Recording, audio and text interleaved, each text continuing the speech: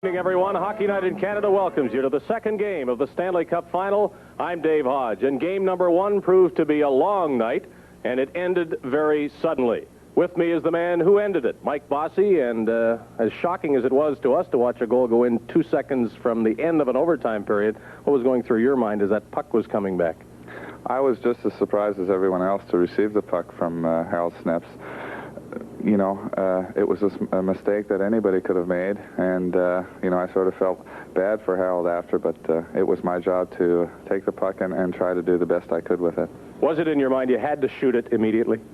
Well, I knew that time was running out. I didn't know exactly how much time was left, but, you know, I wanted to shoot it right away, mainly because I was skating towards a defenseman, and I knew if I got any closer, I just wanted to get it away right away and hit the net. Mike, I'd like a comment from you on Tiger Williams. You're seeing a lot of him. Scored 3 goals, including the big one. What can you expect from him tonight? Well, I don't think that his play will be any different towards me or towards anybody else. He's out there to win, and I respect his attitude. Tiger Williams and the other Canucks have to worry about Mike Bossy's scoring. And now let's go to the Canucks dressing room where Dick Irvin, Bob Cole, and Mickey Redmond will give us what they feel would be a Vancouver perspective toward tonight's game. We are in the visitors' dressing room here at the Nassau Coliseum, and the visiting team, the Vancouver Canucks, seem to draw most of the post-game comments after Game 1 Saturday. Mickey, Game 2 tonight. Well, Dick, I think they played their bump and grind type of hockey and tight checking hockey as well as they could the other night. They'd love to be in the same position, I think, to win Game 2 here as they were in 1 outside of winning it in regulation time. So I think they'll have to continue playing exactly the same way here in Game 2. All right, Bob Cole, the Canucks drawing most of the attention for the way they played the game. What about the Islanders tonight? Islanders are a skating team. They cannot fall into the trap of playing defensive hockey with this Vancouver club. I'll tell you, they had trouble in the first game. There's lots more trouble down the road. They have to skate, shoot it in. I'm sure Arbor will tell them that. Another aspect of tonight's game that's going to draw a lot of attention, the officiating. After Game 1, Al Arbor and the Islanders upset because Wally Harris didn't call many penalties as they feel he should have called against the Canucks. Well, Ron Wicks is the man in the middle there tonight, and we will watch it when Stanley Cup 82 on CBC continues in just a moment.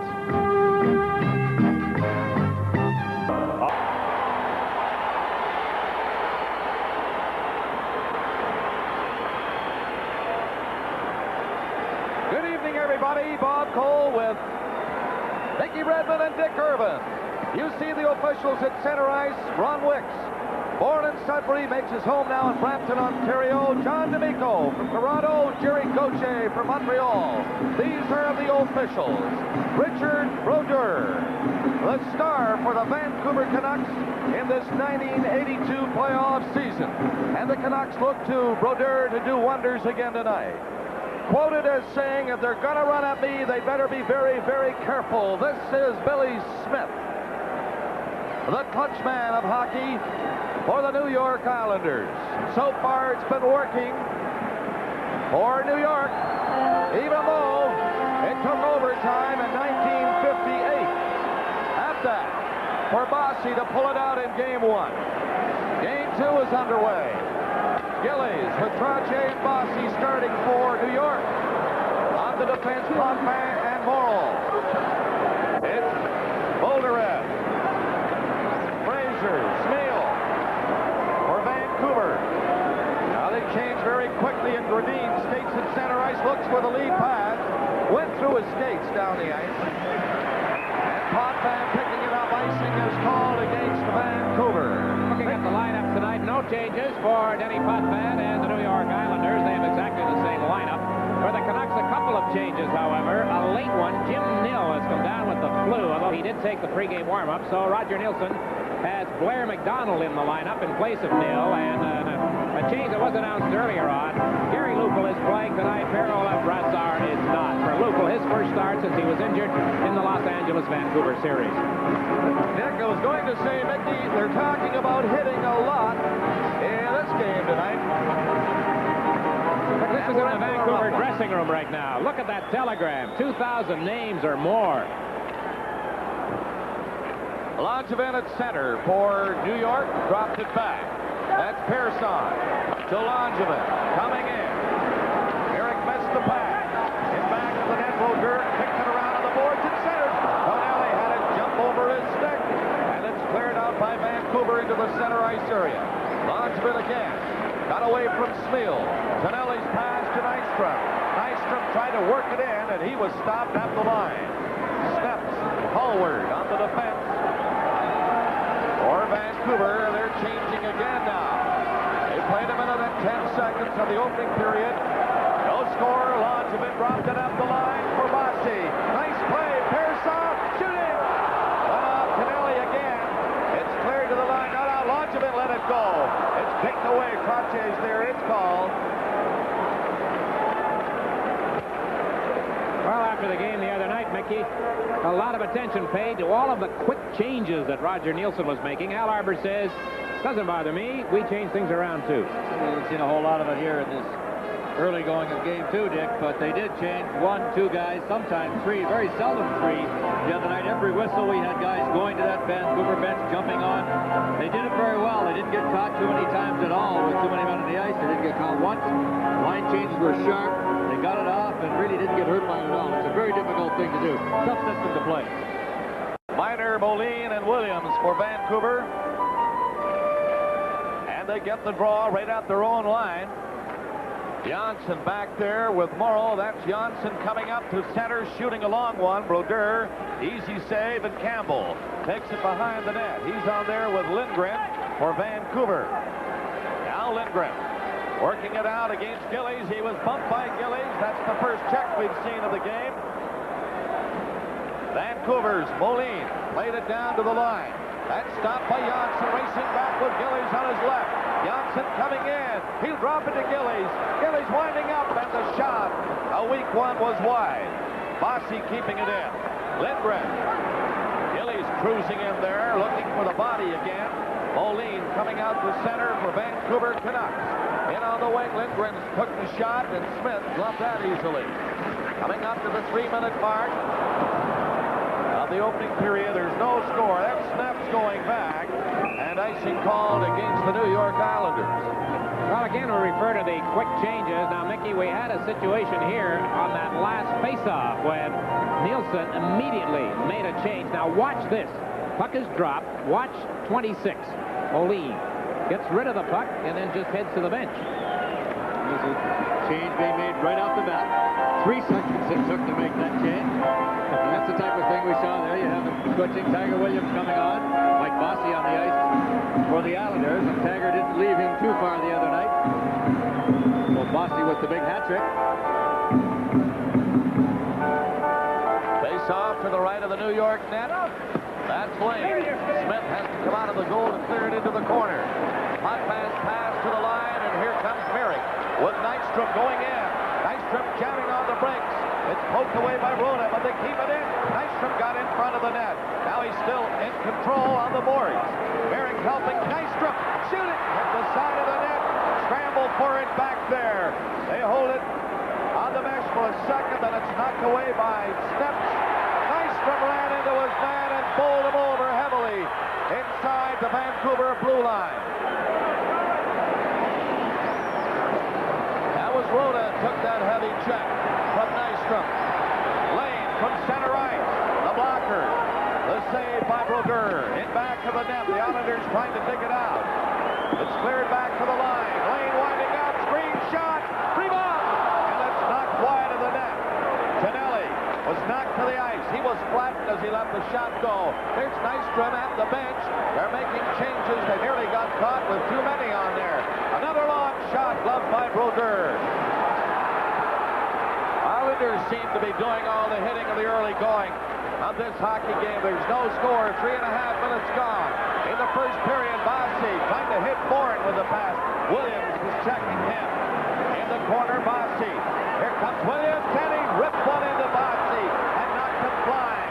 The Canucks clear into the center ice zone again. Now Longevin is dumped there on the line. It gets back into the play, though. Longevin from the line with Bourne. There's his shot off the boards into the corner at the far side. Williams trying to hold on to it. He does. Here's Hodge doing some pushing and shoving. And you can see for yourself what's happening now. Tiger Williams was asked after Game 1 about Mike Bossy's defensive abilities. Tiger said he can't even spell the word. From the Nassau Coliseum in Uniondale, New York, this is Stanley Cup 82 on CBC. Fresh air. For 50 years, we've been improving the way we move it underground. The payoff for Canadian miners is a cleaner, healthier engine now. Brian Trottier in the penalty box, off with Tiger Williams for roughing at 4:09. Got a problem with the door in the area of the Vancouver net, so the game is held up just a bit. Bob, you mentioned off the top that maybe the Islanders just better turn their back and skate away from this sort of thing, and yet there's Trottier in the box after the Tigers started things in the corner, along with Trottier and Bossy and others. Well, Tiger Dick throwing a couple of elbows at Trottier. And there was talk in the press the last couple of days about these two fellas mixing it up before this one's over, and all of a sudden, within 5 minutes of Game 2, we've got them going at it.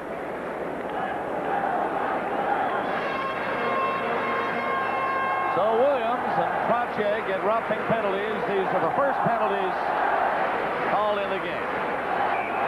Face off in the Vancouver zone to the left of Brodeur. Keller and Carroll up front for New York. The goaltender cleared it to the side of the net, and the Canucks go back to organize. Smeel skates to the left side, gets the pass. Bredin waits for it ahead of him. It did not come.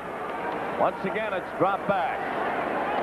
Vancouver coming back to line up. Smeel starts to the right side this time, and there's the pass. Smeel lost a chance to move it, and the Islanders' Keller is offside, it's called. Gentlemen, while we have a pause in the action, I'd like to pass along our condolences to Hockey Night in Canada producer Don Wallace, whose mother passed away Sunday. To Don and the members of his immediate family, from all of us here on Long Island, and on behalf of all other members of the Hockey Night in Canada crews across the country, we extend our sincerest sympathy.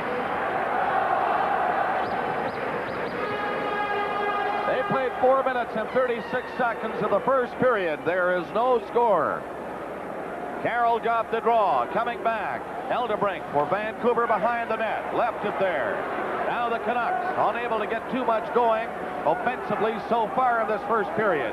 Eldebrink, however, played it in. Bredin was offside, and Billy Smith, let me tell you, took one heck of a swing with a stick at Bredin, who went by. You know, at the other end, when the play was forming up, Brodeur made contact with Billy Carroll, and Wicks looked behind, and he sort of made as if he went through my crease. He pointed down. At the other end, this is what happened with Smith, Mickey. There's a look at the swipe by Smith with that big goal stick. It's after the whistle. Fortunately for Bredin, he didn't get a piece of those ankles, but boy, the Islanders are really taking it to Vancouver here in the first 5-6 minutes. They've been running into the Vancouver players at every opportunity, something the Canucks did the other night. And here again, a look at the swing and a miss by Billy Smith. But Islanders really coming out here, the aggressors on the physical side so far tonight. Goring is up there in front now with Bossy. That's Eldebrink going back for Vancouver. Smeel skates back into the corner to help him. Eldebrink can't figure out which way to go. Goring is in watching him. Forechecking for New York. Now the Canucks get to center ice. It's cleared in by Lindgren. Into the corner. But he got it back. Lindgren will get a shot now. There it is. And the glove save by Billy Smith, and there's going to be a penalty to the New York Islanders. Tonight's Stanley Cup playoff game is coming to you from the Nassau Coliseum in Uniondale, New York.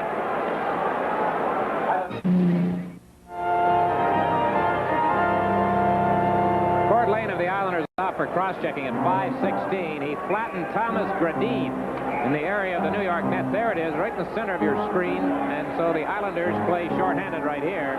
Trottier and Williams are still in the box. Bredin with Smeel and Moline. Fraser is also on there for Vancouver. And it's cleared off the stick and down to center ice. Moline has to come back. He was playing the point. As they lined up inside the New York line, there is no score. And here come the Canucks, led by Bredin. Got a pass in on the left side. Moline waits for it. He returns this way. It does not come. Now back to the line of Smeel. Smale now gives it to him. Moline back to Smale. Smale takes the shot. It was tipped near the net. Just missed. Fraser came close. In the corner, Grenade to Fraser. Back of the net. Fraser gets it out to Moline. Moline winds up, takes a step. Lets her go. Hit the goal post. It bounced right back to him. He hit the post on that shot. Now Grenade turning around for Vancouver. Grenade gets it back. Again, Moline with a drive. That's deflected. That's just wide. Putman bumping over there. The Canucks keeping him though. Again, Grenade, beautiful move right in. Steele took a shot. Knocked away by Goring. Back to the line, Moline. And that one was wide. Great pressure by Vancouver. But now the Islanders get it out of their own zone. Trottier is pushed around a bit. Fans get on their feet now. They're making a little noise here in Uniondale. And here's McDonald on for his first turn. McDonald gets it as far as center and swept back down the ice by the New York Islanders. 35 seconds left in Wayne's penalty. Turning around with it, Bolderev. No score coming out on this power play. McDonald to the left, Rhoda to the right. There's Bolderev. McDonald has it now. Back to Bolderev. Out to the line. Here's a chance. That shot is blocked in front by Longovic. Bolderev again. 15 seconds left in the penalty. Right in front of the net. Now back to the goal. Out front again. Vancouver trying to get one shot away. 5 seconds left in the penalty. Rhoda back to the goal. Rhoda tried to jam it out. Got it to the line. A drive by Hallward is nowhere near the net. Lane is on. The penalty is over. There is still no score.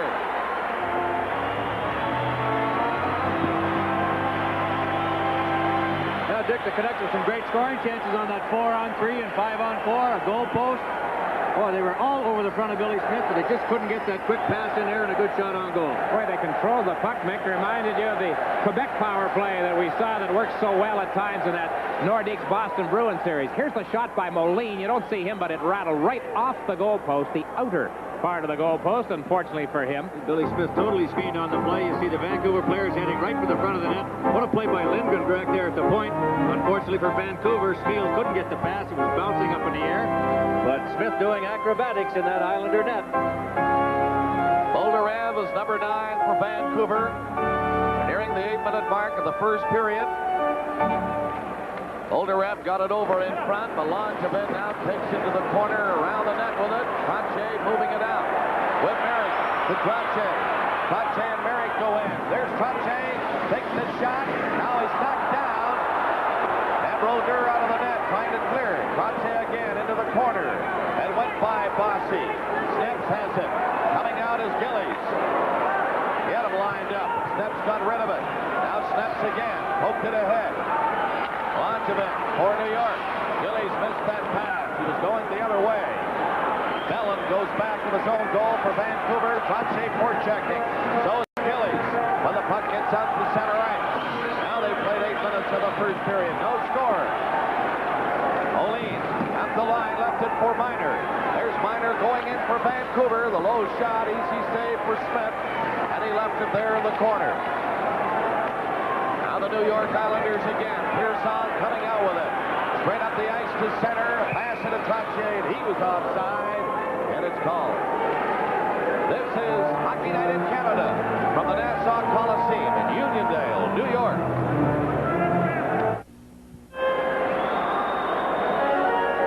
Well, Mickey, you mentioned the Williams-Trottier confrontation. It has had a couple of moments here tonight. A couple of Saskatchewan boys going in pretty tough and heavy. I'm Bob Cole with Mickey Redmond and Dick Irvin at the Nassau Coliseum in Uniondale, New York. There's no score in this first period. And Sneps pulled one away from Merrick. Merrick still looking for it inside the zone. Delorme bodied on the boards by Potvin. Up to center, Bolderev poked it in. Look at Billy Smith taking no chances. He's 20 feet out diving on that one. A lot of people wondered about Smith being so calm, cool, and collected the other night. He seems to be a little edgy tonight as we look at Harold Sneps, who was the unfortunate victim on the game-winning goal in overtime. But as the Vancouver hierarchy said, surely this is not going to be held against him because he has had a super playoff year. Back of the net, the goal judge. The minor officials here tonight are from Boston. That's Richie Cavanaugh, Vic Rasmussen, The goal judge from Boston at the other end. At the blue line. Campbell's shot. Deflected in front. Billy Smith is drawing a penalty now. The New York Islanders. Smith upended the Vancouver player right in front of him. And there's a minor penalty coming up against the Islanders. Potman's in the penalty box, but Mickey, you can't tell me Billy Smith didn't upend the Vancouver player in front. Well, Bob, they were both there together. Let's have a look at it. Smith was out there. You see, Smith's stick was drawn back just at the last minute. Potvin had a piece of him also. Ron Wick decided he's got to send somebody off with a penalty like that. So Dennis Potvin, the culprit on the play. 8:46, the time of the penalty. And now the Vancouver power play. Mickey, have a good look at this one. It comes back to the line. They move it around pretty well. Elderbrink took a shot, and Smith grabbed it. Dick, you mentioned a moment ago, reminiscent of the way Quebec Nordiques handle their power play alignment. Vancouver seemed to have it organized just as well. Well, that big pressure the previous time was when they were playing 5 against 4, Mickey. But they were patient, and they were cool, and they almost scored. You know, the one difference that we have between the Quebec power play and the Vancouver, Quebec does not flood the front of the net. The Stastnys like to stand off at the side and get those pretty passes coming through the crease area. The Canucks, on the other hand, just jam the front of that net in front of Billy Smith and try to get him screened or redirect the shot in behind him for a goal. Redeen got the draw. Elderbrink at the blue line. Into him again. That's Redeen feeding up behind the net. It's centered. Billy Smith again. He'll cover up every opportunity he gets. He'll hang on to it. So what are you telling me, Mick? This is not like the Quebec power play? No, I say it is very much like it, the way they've been moving the puck around. Dick, who's going to question you, Dick? Oh, you Not will, me. I hope. But the only difference is really they pass the puck around the same, or they are at least here tonight. But the Quebec Nordiques, as we noticed in their series, love to stand back and try to make those perfect passes and get the automatic tip-ins. Fraser went after Langevin, couldn't get the puck. Pearson hammered one to the line, and Pache knifed it down the ice. The Islanders are changing now as the play goes on with 1:25 left. And the penalty to Potvin of New York. No score this first period. Icing might be called this time. Pearson back. They wave it off. Crowd didn't like that. Now Goring got one out to center ice. Hallward up across center. Smeal slaps it in for Vancouver. Billy Smith stops it. Smith to Langevin. He was pretty cool playing that one away. Now Goring left it there. And coming down is Carroll. Carroll going in with Butch Goring. Carroll still has it. Decides to lug it back out. Killing some time. 50 seconds left of the penalty. Carroll doing a good job. Here he is again. Gets it back. Great play by the Islanders. As Bourne comes in. Bourne breaking for the net. Bourne! And the shot was knocked away by Brodeur. But Bourne ran into the goaltender as he circled the net. Knocked him flying. I'll tell you, Brodeur has been roughed up more than any goaltender I've seen in the first game. And now it looks again tonight, Mickey, as if he's in for it once more. I'll tell you, I'll be honest with you, I didn't see Bourne run into him. I was following the puck down in the corner. But we'll have a look at it again on the replay. Bourne making a super move on Hallward to go to the outside. There's the backhand shot. And, oh, it looks like his stick may have come up, Dick. Glancing blow as he swung around behind the net, Mick. Here's a better angle over here, Dick. And watch the stick of Bob Bourne. Right there. And I don't believe that was an act on purpose by any means. Bob Bourne going in there, and I think he was hit from the blind side just as he was standing at the side of the net after letting the backhand go. And the stick, something like the other night where Nystrom stick caught Brodeur. I think the same type of situation there, but Brodeur visibly upset about it. 36 seconds left in Potvin's penalty.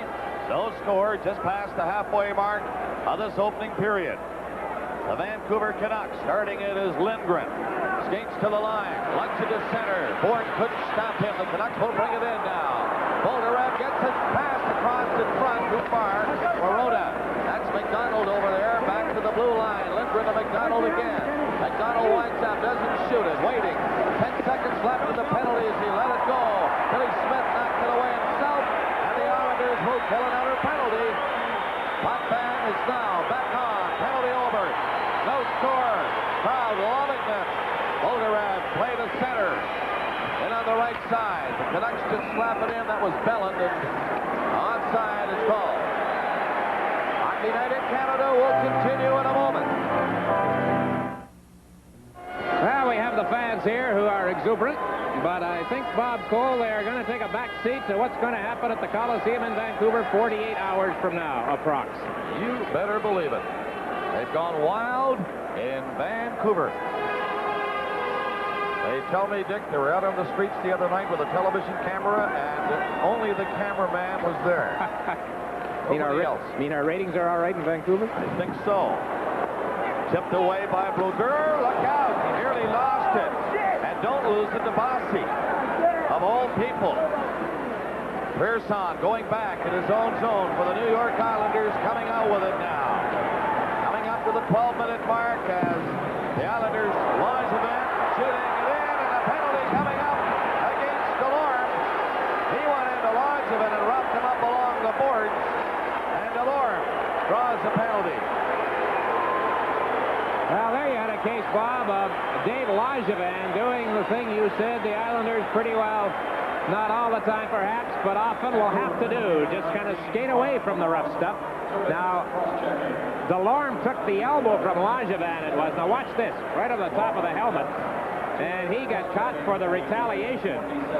Langevin with the elbow, and then Delorme on the retaliation, Mickey, and he gets a cross-checking penalty at 11:27. Langevin did get that elbow up pretty good fashion, but Delorme really overdoing it on the retaliation, and now the Islanders, a tremendous power play on their part. An opportunity to get the lead in this hockey game. And it's Trottier with Gillies, Bossy, Potvin, and Janssen. Delorme for cross-checking here at 11:27. Now a real test for the Vancouver Canucks. It's Potvin. Passes it in to Bossy. Back to Potvin. Potvin takes a look, then the shot, and it's cleared down the ice by Jerry Miner. Janssen is back. Miner, Lindgren, Snap out there for Vancouver, along with Moline. And Potvin working it down to center. He's the engineer of this power play, clearing it in. Snaps off the boards with it, trying to knock it away, but Bossy steals it. Back to Janssen. Janssen shot, knocked down in front. It hits Snaps, bounced away. In the corner is Bossy. Back to the line, Janssen. Potvin. That pass too far for him. Potvin bumped a bit by Miner. Potvin knocks it down with his glove. Goes to Bossy. On to Janssen. Shot. Picked away by Brodeur. And it's cleared across the line. 1 minute left of the penalty. To Delorme. That's Lupul. He hooks a high one away. It bounces down near the New York blue line. 50 seconds left of the penalty. No score in this first period. Here's Bourne getting loose. Bourne going in. He's pulled down. And there's going to be another penalty to the Vancouver Canucks.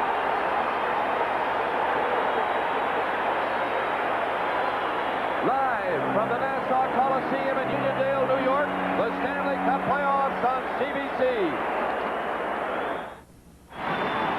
The Canucks are 2-men short. Lars Lindgren off for hooking. 42 seconds left in the Delorme penalty. This is why Lindgren has been penalized. Bob Bourne was the puck carrier. Great chance here for New York. That 2-man advantage. Trottier, Bossy, Bourne, Potvin, Pearson. What a lineup, Nick. Boy, they've got an awesome power play out there. And Canucks tough enough with 1 man short, let alone 2. But good test for the Vancouver penalty killers here. Miner got the draw neatly from Trottier. But Potvin stopped it. Pearson winds up. Gets in front. Doesn't shoot it. Into the corner it goes. Back to Pearson. And he rifled one wide. Now Potvin coming in a step or two. To Bossy. He put it right on Brodeur, who stopped it. Trottier's upended in front. 18 seconds left of the Delorme penalty. Bossy shooting. Rebound. No, sir. Brodeur hangs on to it. A good play by Brodeur to beat Bossy and then hang on to it. Super play by Mike Bossy. You talk about the power play, Mickey. They have scored in their last 4 power play chances through back to the Quebec series. And 6 of their last 7 power play chances. So you're right. It's operating very effectively here at playoff time. I'll tell you, Dick, what's some heavy hitting going on out there. Look at this shot by Campbell on Trottier. Boy, boy. Snipped into it by Bobby Bourne. Brodeur makes the save. Campbell doing a great job. Look at that two-hander on Bossy. He gets an excellent scoring chance. Brodeur standing tall again. You see Brodeur not going down. That's his style. That stand-up type of goaltender. And he just comes out and blocks the shot by Mike Bossy. 13 seconds left in DeLorme's penalty. The Islanders a two-man advantage. At this point, there is no score in this first period. Scoring now with Dwayne Sutter getting it back to the line. Potvin to Pearson. Pearson to Potvin. Here's Cox right in front. Lupul was there. Got in the way. Pearson fired one to the corner. Sutter got it back. DeLorme is back on. In front of the net. Goring. Great save by Brodeur. And the Vancouver Canucks shoot it down the ice with 1:05 left in Lindgren's penalty. No score. Still a power play now for New York. Pearson to Gillies. He had to drop it back. Potvin lugging it in. Drops it to the line to Gillies. On the other side. Here's Goring. He lost it. And a breakaway for Moline. One man to catch him. That's Pearson. Moline fired it. No, he didn't get very good wood on it at all. And it slipped through to the goaltender, Billy Smith. Good chance for the Canucks. 35 seconds left. In the Vancouver penalty, coming in as Goring, dropping it to the line. Here's Potvin shooting, and he rips it wide. You know, Nicky, what's happening now? The Islanders look to me to be a bit frustrated with the goaltending of Brodeur, and they're really trying to pick the post. Well, Potvin, an excellent scoring chance. How many times have we seen Denny Potvin, Dick, in that slot area? And the only thing you see after seeing Potvin there is the bulge of the net and the red light go on. But they're missing the net in quite a few shots here in Brodeur, and he has stopped the ones that they've gotten on him. There's a look at Potvin on that familiar shot. And you see Campbell not giving him a second to get the shot away. He rushed him right away, and I'm sure a good reason that shot did not get on the net. How about the chance for Moline at the other end on the short-handed break? No, it looked like he was going to try to get that puck over to Lupul, and all of a sudden he was left all alone, using Lupul as the decoy, and he just banned on it at the last minute. Couldn't have been any more than 10, 12 feet out in front of Billy Smith, Bob. What a lift for the Vancouver Canucks if they can hang on for another 29 seconds. That's the time remaining in Lars Lindgren's penalty. Bossy gets it back to the line. Here's Potvin again. And his pass stopped. Another pass to Bossy. Bossy lobbed it into the corner. Bossy has it again. Back in front. Jackson shoots it. It was blocked. Now another chance down the ice. That's Redmond. And Potvin getting chased. He upends him, and he's going to get a penalty. Potvin racing back, threw his stick in the air. And could there be trouble over that puck? Whether Wicks will call it or not, I don't think he saw it, but anytime a referee sees a guy put that stick in the air like that, you're looking for a misconduct penalty. This Stanley Cup playoff game is coming to you from the Nassau Coliseum in Uniondale, New York.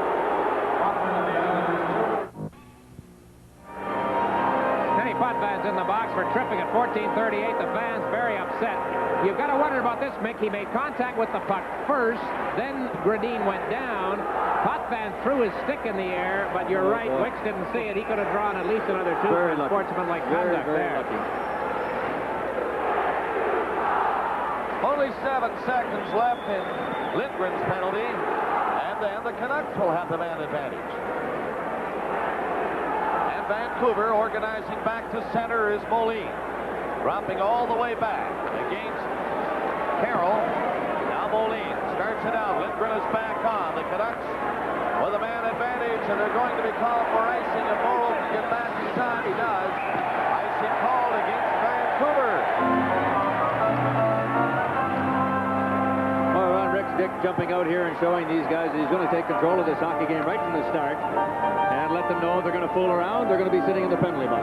Well, he was a man on the spot tonight, certainly. If he read the papers the last couple of days here in New York, the Islanders very vocal about the refereeing in Game 1. Wally Harris worked that game.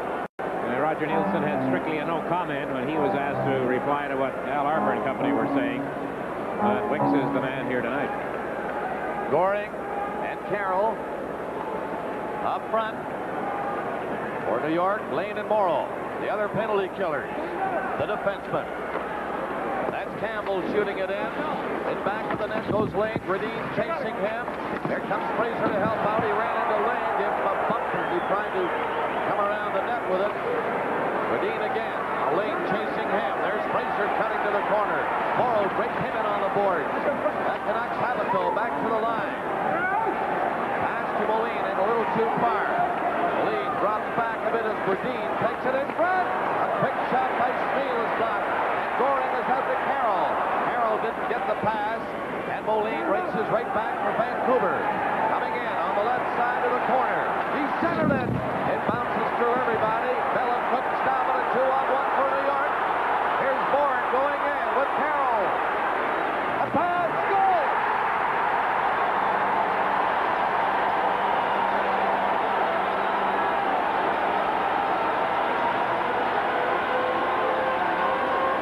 Carroll set up beautifully.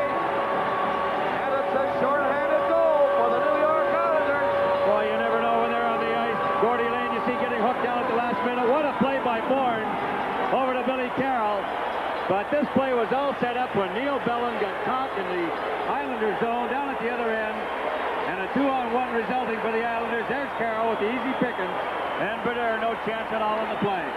You know, you saw Gord Lane being dumped just at the bottom of your screen on that first shot. There was a penalty being called on Vancouver on the play, which now, of course, is wiped out.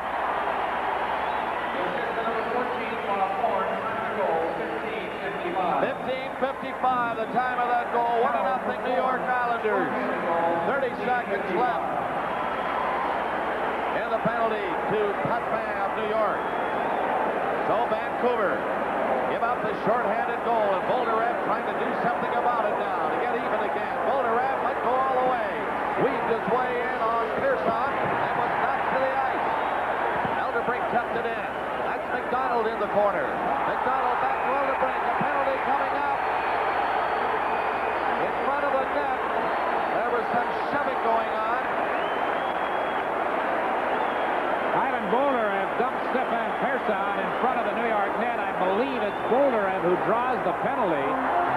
As John D'Amico hits the deck. Why people laugh at that, I really don't know. And did he dump him, Dick? We'll get a look at it hopefully on replay here. Bolderev just gave him a two-hand cross-check right in front of Billy Smith. Look at this. No question about it. Very unnecessary penalty for Bolderev to take. They're on the power play still with only 3 seconds left to Denny Potvin. But maybe a little frustration on Ivan Bolderev, and he really gave it to Pearson. Islanders will be on a power play in 3 seconds. Gentlemen, while we have a minute, congratulations in order tonight to Tom Watt, the coach of the Winnipeg Jets, who today was named the official Coach of the Year in the National Hockey League. He wins the Jack Adams Trophy plus $1,000. The voting done by the NHL Broadcasters Association. Herb Brooks, another first-year coach, was second. Glenn Sather of the Edmonton Oilers was third. Tom did a tremendous job, of course, in Winnipeg, and he will receive the trophy at the Stanley Cup luncheon in Vancouver on Saturday. Incidentally, fans in Vancouver might be interested. That luncheon is open to the public this year. More on that later. Potvin steps from the penalty box, and now the Islanders leading 1-0, have the man advantage. Tonelli is hit across the line. Couldn't set it up. Lindgren fired one down the ice, and the Islanders will go back. That's Janssen, number 3. Tonelli comes behind the net. Janssen still holds it. Potvin to the left side, and here they come. Nice from to the right wing. As Tonelli brings it in. He's trying to pass it over to Merrick. It was tipped away. Now there's Merrick back to the goal. Merrick is bumped. Snep comes in against Nystrom. Tonelli just waits there, and Snep has it. Lob one off the glass, too high, actually, over the glass, into the crowd. We got a player hit over on the Vancouver bench. Don't know, you can't tell who it was. He's sitting beside Blair McDonald, but whoever it is. Gradine, is it? Yes. Thomas Gradine, it looks like, and even with that face mask, it must have caught him in the chin area, Dick. Young Dave Pichette of the Nordiques being clipped on the bench with a shot, and he went out and scored the winning goal in that same period, Game 7 in Boston. He received a nasty cut, needed several stitches. Tough break. The short-handed goal by Carroll, his second from Bourne at 15:55. 1-0. The New York Islanders. Oh, it makes the Islanders' penalty killing so great. Not only do they kill a lot of penalties off, Dick, they score a lot of goals. When you've got guys like Bourne and Carroll with the kind of speed that they possess, they can make some offensive chances happen out there, even short-handed. Pearson winds up, took a shot that was blocked by Minor. Pearson again. to the other side with it. Knocked down by Stanley.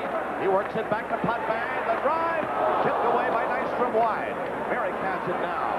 Merrick gets it back to Pearson. Another shot. Rebound. And Nystrom was dumped in front of the net with Brodeur down quickly to hang on to it. Well, some pressure there by New York. That shorthanded goal by Carroll, the first shorthanded goal of for or against scored in playoff games involving the Canucks this year. Well, I tell you, they don't leave guys stand around the front of the net very long in this series. Look at Nystrom. Barely got that rebound shot, and bingo, he gets hit by Lindgren, Harold Sneps. And a good look at it from behind the net. Brodeur covering up, and look at that. There comes Sneps in there. Pretty rough going down there. Danger pay for going in front of the net in this one. That's for sure. 51 seconds left. Bolderev's penalty. Islanders lead by a goal. Pearson at the blue line. Lobbed it into Gillies and hopped away from him. Trottier takes it back to the net, takes a look. Trottier drags it a bit. Now gets it out to Potvin. To Pearson. To Potvin. He winds up. He won't shoot it from there. Pearson again to Potvin. Potvin skates back a bit with it. Now takes a look. Now gets ready. Waves the shot. Missed it all together. Gillies took a drive. The rebound. Down goes Brodeur. And this time he hangs on to it. Mike Bossy falling as he made the shot, Mickey. I don't know if it had a little more steam on it. It might have made it along the ice a little higher. Would have got up over the stick. Well, Brodeur got that big goal stick down. There's Bossy, and he gets whacked right as he's going after it right there. Still manages to get the stick on it, but Brodeur with a goal stick across that line made the big save. Mick, doesn't that tell you something about Mike Bossy, who still was able to make the play, get a shot away under those circumstances? I've seen him score a goal sitting on the ice a few times this year. That's Moline over there against Gillies. And the Canucks shoot it down the ice. And now, at Bolderev's penalty, 12 seconds. Billy Smith tipped it in back to the corner where Pearson brings it out. Here he comes, hitting the line. 3 seconds left of the Vancouver penalty. The drive is put on, and Brodeur stopped it. Gillies knocked it off the boards. 3 Canucks break out of the zone. They're at full strength again. That's Miner lugging it in. Miner rolled a pass off the skate of Lane, and now Billy Smith gives it away. The play is called. Another penalty coming up. This one against the Islanders. It's going to be an interference call. Like Stefan Pearson for holding or interference, Bob, down behind Billy Smith on Ivan Bolderev. Islanders penalty number 7, Stefan Pearson. 2-minute interference. Let's check on our first intermission now. David Hodge is standing by. Dave? Pearson of the Islanders. Bob, in our first intermission, Don Cherry in the coach's corner will discuss these New York Islanders and try to figure out where they might rank on a list of multiple Stanley Cup winners, and we'll have a film feature. The NHL, where is it going in terms of this decade of the 80s? David, we look forward to that with only 1:12 remaining in this period. 1-0 the New York Islanders. A pretty good period of hockey so far. Vancouver playing their style and their system again pretty well. The Islanders coming out using the body. Here's a look at the penalty.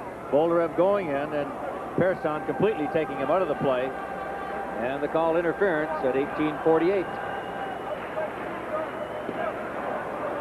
So, again, the Vancouver Canucks with the power play have an opportunity to get back into it before the period runs out. And they get the draw. Eldebrink cleared into the corner. That's Lane trying to move it out for New York. Trottier will get it away to Bourne. Trottier comes up with him. That's Bourne. Tried to go in, lost control of it. Bourne falls. Penalty coming up against Vancouver. All right, Mickey, the refereeing came under a lot of talk, of course, a lot of talk about it after game 1. Now, how about Wicks here in this first period? He's called a lot of penalties. Well, I think it's Ron Wicks usually does. He calls the game very tightly. Most officials will, as you look at the penalty there, Kurt Fraser on Bobby Bourne, most officials will let the teams play if they want to play. But because of all the activity in game 1, it was evident that they wanted to hook and grab and hold both sides, not only Vancouver, as they've been accused of here in New York, but both teams were doing it. And Ron Wicks deciding here that he's going to call them if they get out of line, and that he's done. He's letting the players know he's going to get control of this hockey game, not them. So again, They're even. And Sneps comes in for Vancouver. Jams on the brakes. Set up Smale. Smale gets a chance. Rolled it back in front. Billy Smith made a big save. He kicked out the leg and made that beautiful save and then held it.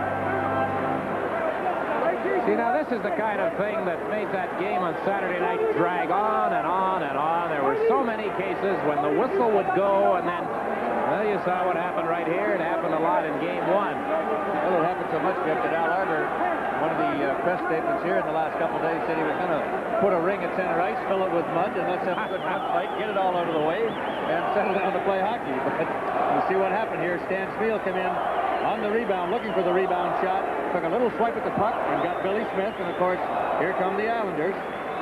Gordy Lane right in there to his rescue, so a lot of this stuff happening after whistles, and extracurriculars going on right now between Sneps and Trottier out at the blue line. Stefan Pearson in the penalty box. It's a mismatch from a size standpoint, Brian and Gord.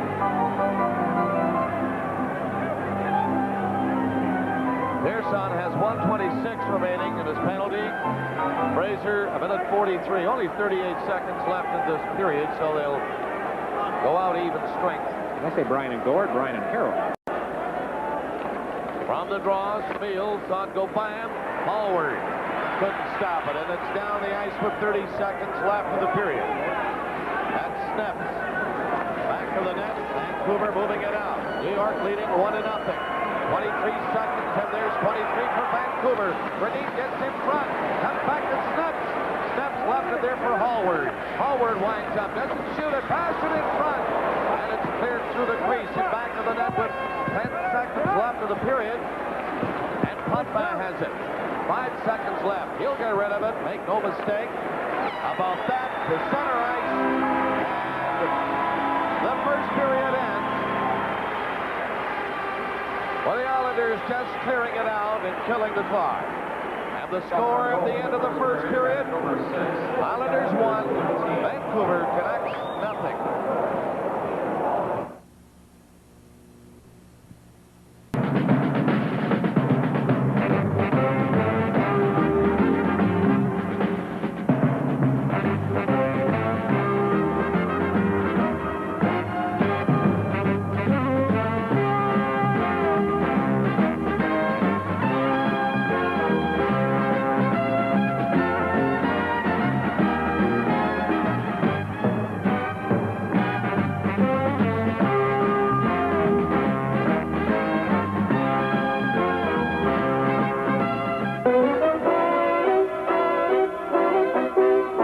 Are 3 wins away from their 3rd straight Stanley Cup. They'd be the first U.S.-based team ever to do that, and no matter where you reside, winning 3 straight Stanley Cups qualifies you for some degree of greatness. If the Islanders do go on to win the Stanley Cup, they'll be compared to other teams like the Canadians who won 4 in a row, the Canadians who won 5 in a row.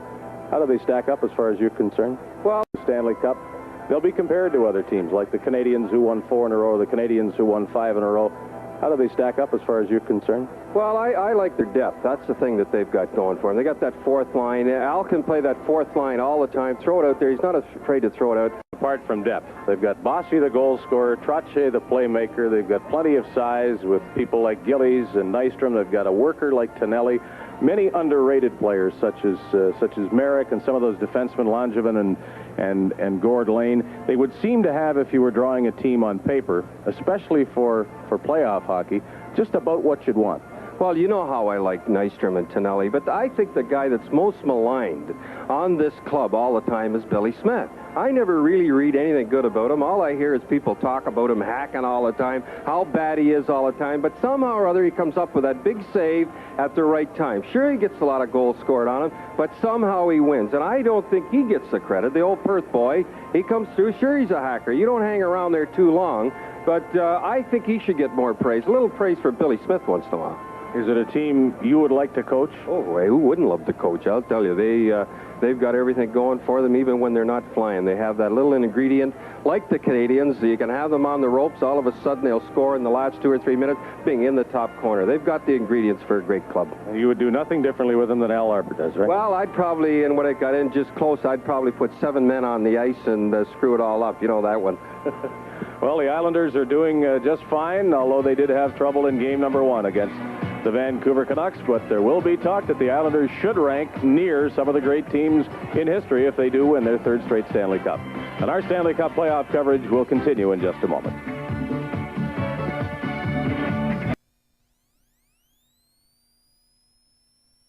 In the offensive zone, banging into every Islander they had a chance to.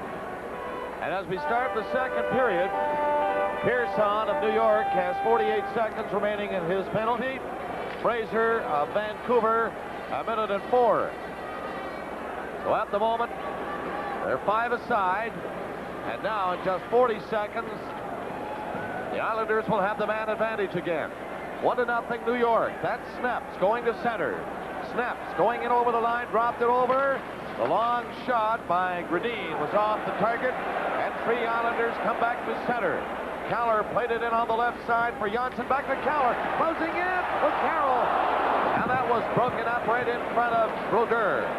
Smeel gets to center ice. Smeel played it in on the wing for Gradine. Gradine to the corner, got away from a check. Left it there, now Billy Smith hopped out of the net to try to clear it away. Still back there, Morrill over for Keller. Now Pearson is back on, and the Islanders have the man advantage. They shoot it down the ice. Brodeur has to stop it. 8 seconds left in Fraser's penalty. The Canucks get to center ice. Shooting it in over the line, and then Bossy turns with it. Bossy. And a pass to Trottier as Fraser stepped from the box, and he bumped with Trottier. Now there's Fraser, bringing it in for Vancouver. A pass in front. Here's Miner. Can't get a shot away. He was too well covered. Pearson again for Bossy to center with Gillies and Trottier. There's the pass. It didn't work. Campbell broke it up. Miner got as far as center, and Big Gillies stopped it. Gillies slapped it back for Bossy. Into Trottier. Trottier being covered by Campbell. They go to the corner. Campbell bumps the New York player. Gillies comes over. 4 players fall to the ice, and the Canucks bring it out. The center is Lindgren. Going in for Vancouver. Dropped it right there off the line. Kept in along the boards is Williams. To the corner, Williams. Got in front with it. Tried to jam it by Billy Smith, who's down. And they hang on to it. Puck ends up in the net, but of course the whistle had gone quite a few seconds before. And a back of the net look we had a moment ago as we look at it again from there as to the aftermath. Well, the tagger right in the middle of that one, he lugged the puck around back of the net and tried to jam it in the short side, but Billy Smith alertly across to cover up on that. There you see Smith coming across. There's Williams, and the extracurriculars taking place as Billy Smith covered up on the puck. Ooh. Sticks high, bodies flying again, but nothing serious over this one, fortunately. Nothing serious. Ask Mike Bossy about that. Nothing serious.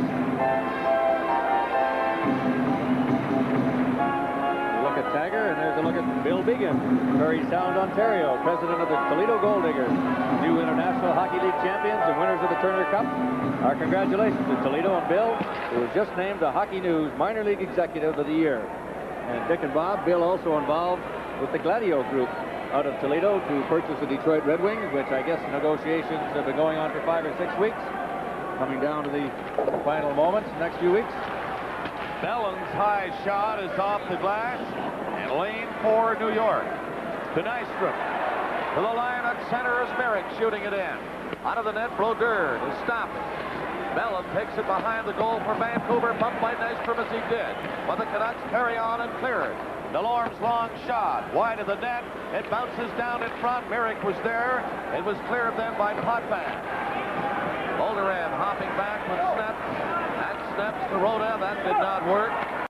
Merrick, a nice pass for Tonelli. Tonelli gets it to Nystrom. Nystrom got it back in front. And the Canucks, always present inside the line. They're back checking. And they cleared it down the ice again. Now New York. The center is Potvin. Denny Potvin going in.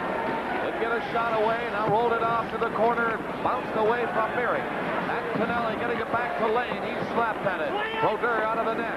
Pushing up the other way for Delorme, who picked the opening to clear it. They rolled up over the line. And they wave it off. No icing. Nice Nystrom. Got it ahead to Merrick. Merrick onside, played it in behind Stanley. He was really going in on that wing. Back for Vancouver. Centered by Grenine through the crease. Billy Smith took a swipe at it, didn't hit it. Lindgren kept it in. Now pass right in front. Oh, what a save by Billy Smith. And Smith goes down, sticks go up. Lane and Fraser looked as if they might go at it. From the Nassau Coliseum in Uniondale, New York, this is Stanley Cup 82 on CBC. I've lost my crown. Don't have to give up a fortune to look smart. Roger Nielsen and the Canucks frustrated here a moment ago, Mickey, by Billy Smith. Boy, oh boy, Canucks with an excellent scoring chance. It looks like Kurt Fraser out in the slot. It was Fraser, and what a save by Smith. Dan Smeal grabbing that puck with his hand, and Ron Wicks right on the spot to make the call. As a result, the face-off out over side the Islander blue line. 1-0 is the score of the New York Islanders, and here they come again. That's Morrow playing it in. Sutter knocked it in off the boards. That was Dwayne Sutter. Brodeur back to the net to stop it. And here's a lead pass down to Grenine. He's home free, going right in. And Billy Smith outguessed him. He went down. Grenine still has it. Comes back to the line and drives. And that was wide as Lindgren let it go. Vancouver coming mighty close to tying it. But it's still 1-0 New York. Morrow again from center shoots it in. Brodeur stopped that. Cleared it away from the side of the net. Into the corner again. Eldebrink trying to move it out. They get it across the line to center ice. Morrow and Janssen on the New York defense with Goring getting the pass. Wayne Sutter and Keller on the wing. Here they come. The play comes to Keller to center ice. A bit of trouble, then carried on to Janssen. Janssen, Sutter in front of the net. Took a swing at it. He was covered by Lindgren. And the Canucks bring it back out. 1-0 Islanders as Fraser hands it off. Coming in is Hallward. Hallward driving for the net. Put on the brakes. Pearson all over him. Miner going over to help. Here's a play in front. It bounced over the stick of Williams. Now Sutter. Brent Sutter trying to clear it. Islanders are getting to Sutter at center. Brent Sutter going up over the line. Gets in position. Doesn't shoot it. Now the shot. Hit the side of the net. He was in on a bad angle. Nearing the 6-minute mark of the second period. 1-0 New York. That's Williams having some trouble at center. Sutter caught up to him. Then Williams bumped the New York Islanders. Pearson dropped it back inside his own line. Langevin got it to center ice. Langevin again. Shoots it in on the boards in the corner. And Brodeur stops it again behind the net. Smith golfed at it. Here comes Pearson against Williams. Carroll centered it. Wanted to be cleared by Moline. The Miner at center. Jerry Miner going in. He was hit hard by Langevin. And spun around. He is shaky getting up. He's seeing stars at the moment. Miner really felt it. Tonight's Stanley Cup playoff game is coming to you from the Nassau Coliseum in Uniondale, New York. Dave Langevin has just hit Jerry Miner with a tremendous check, but Miner really was trapped on that play, Mickey. Well, he was really extended. Billy Carroll trying to check him, and he was extended right out fully. And Langevin a perfect chance to really get after him. That elbow did come up a little bit high. Got Jerry Miner in the face. Now they've hit the 6-minute mark of the period. 1-0 New York. And let's see. Ron Wicks going to work again. Double Miners. He's had a busy night, Bob. Looks like Delorme and Gordy Lane, a couple of fencers in front of Billy Smith, both going at it with the sticks, a couple of slashes, high sticks, and they're both going to the box. Boy, Wicks will be glad when this game's over. It's a lot of work.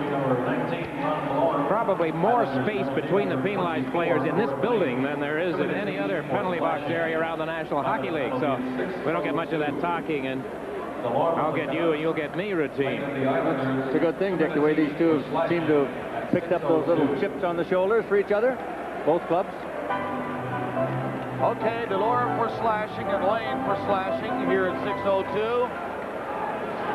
Again, they're 5 aside. It's 1-0 New York Islanders here in Game 2.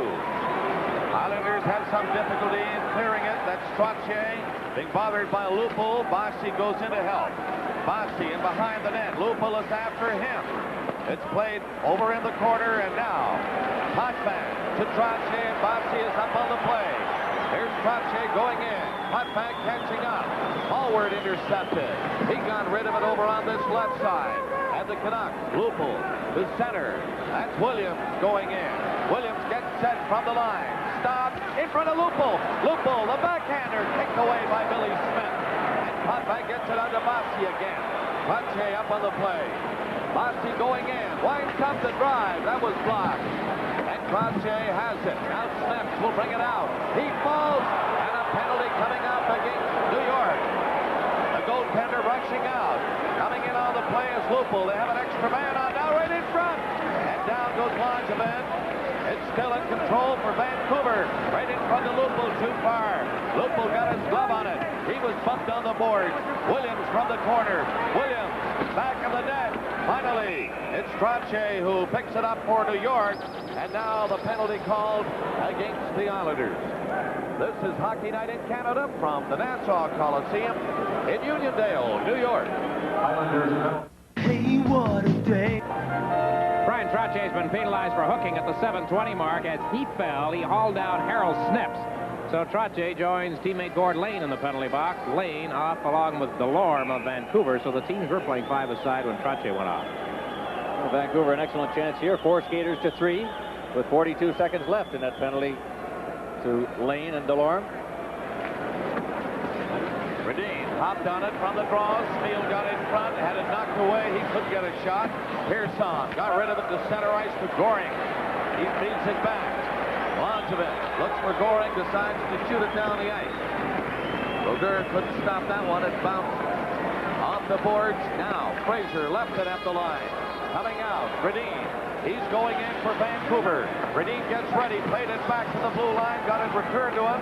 Redmond closing in, gets in front, now gets it back to the line. And it's Moline waiting, played it right in, and Smith went down with a shot missed on the short side. And Goring of the Islanders speeds out. Here he comes to center. Langevin catching up. The play to Langevin behind him. And Smith went back. And now the Vancouver Canucks rush right in. The play right in front, and Smith put up the hand, but again, it missed the net. Smith slapped at it. Into the corner, Fraser. Fraser off the boards, winds up. Fraser doesn't shoot it. On a bad angle, and can't shoot it now. At the line, there's a drive. Deflected, he scored! A shot from the blue line by Moline. It was deflected in front of the net, and it's tied at 1. And there will be cheering all over Vancouver. I think Gradine was the last Vancouver player to make contact with the puck, Mickey, one Dick, way or we'll the have other. to look on the replay here. It looked like Dougie Hallward originally out in front, and then Gradine secondly, Dick. I think you're very right on that. It did change directions at least one time. Let's see if we can tell here. There's Hallward coming in from his defense position. It may have touched the right skate of Gradine. We'll wait for the announcement. Hallward definitely did redirect it from that middle slot area. So Thomas Gradine, you see he's cut in the area of his mouth. That was when he was hit on the bench by the puck. But Moline and Fraser in on the play as well. I can't quite figure out those assists. Anyway, it's 1-1. Kind of interesting, Dick, that Hallward away back from his defensive position right in front of Billy Smith. 1-1 hockey game. 8:28, the time of that goal. Redmond, Moline, and Fraser assisting. So, coming up to the 9-minute mark here of the second period, the Vancouver Canucks get a new life. The Islanders are in on this play offside. So game 2 is tied 1-1, and game 3 will be played Thursday night in Vancouver. Now notice the start time at the Coliseum. 7 o'clock in Vancouver. That's telecast time of 10 o'clock in the East. I believe some TV listings listed 10:30 if the game was to be played out there, but it is a 7 o'clock Vancouver start time Thursday night, game 3. Morrow fired one from center. Here comes Nystrom looking for it. That's Merrick. Bumped on the boards behind the Vancouver goal. They begin to lay on the body again down there. Here comes Nystrom. Nystrom digs it out. Now played it back off the boards for Morrow. The Canucks can't clear. Tonelli got it in front of Merrick. Easy shot, but Brodeur had to be careful. It was going for the far corner. Now back of the net, Merrick again trying to dig it out. Chopped it away to Nystrom. This is a good shift for this line. Tonelli, Merrick, and Nystrom. But now the Canucks led by Rhoda. He took a drive. That's stopped by Smith. He covered the angle neatly. It comes right in front of the net. Here's Campbell driving it. And that went off the leg and bounced away. Bolderev kept it in. Great action now inside the New York line. Bolderev trying to stick handle around a couple of men. He couldn't do it. Tonelli to Nystrom coming out with Merrick. And they go in over the line. That's Nystrom in on the right side. He bumped in the corner. Now Delorme went in to try to dig it out. He can't. Nystrom has it. Got it in front. Oh, what a save by Brodeur on Brent Sutter. And we're getting more penalties now. Sticks go flying in there. A little bit of fencing, and they're going off. Well, we may get 2 or 3 penalties here, Bob. It looked like Tonelli starting it out, and there was going to be a penalty, I think, on Vancouver. But John Tonelli with his stick right up in the face of the Vancouver player Campbell. We'll really have to wait until they sort this bit out. With a score, Islanders won and the Canucks won. This is Stanley Cup 82 on CBC. 30 for Brodeur, 2 minutes interference. Brodeur gets the penalty for interference. Campbell gets 2 minutes for slashing. And Tonelli, he also gets a minor penalty. His is for high sticking. So the Canucks draw 2 and the Islanders 1.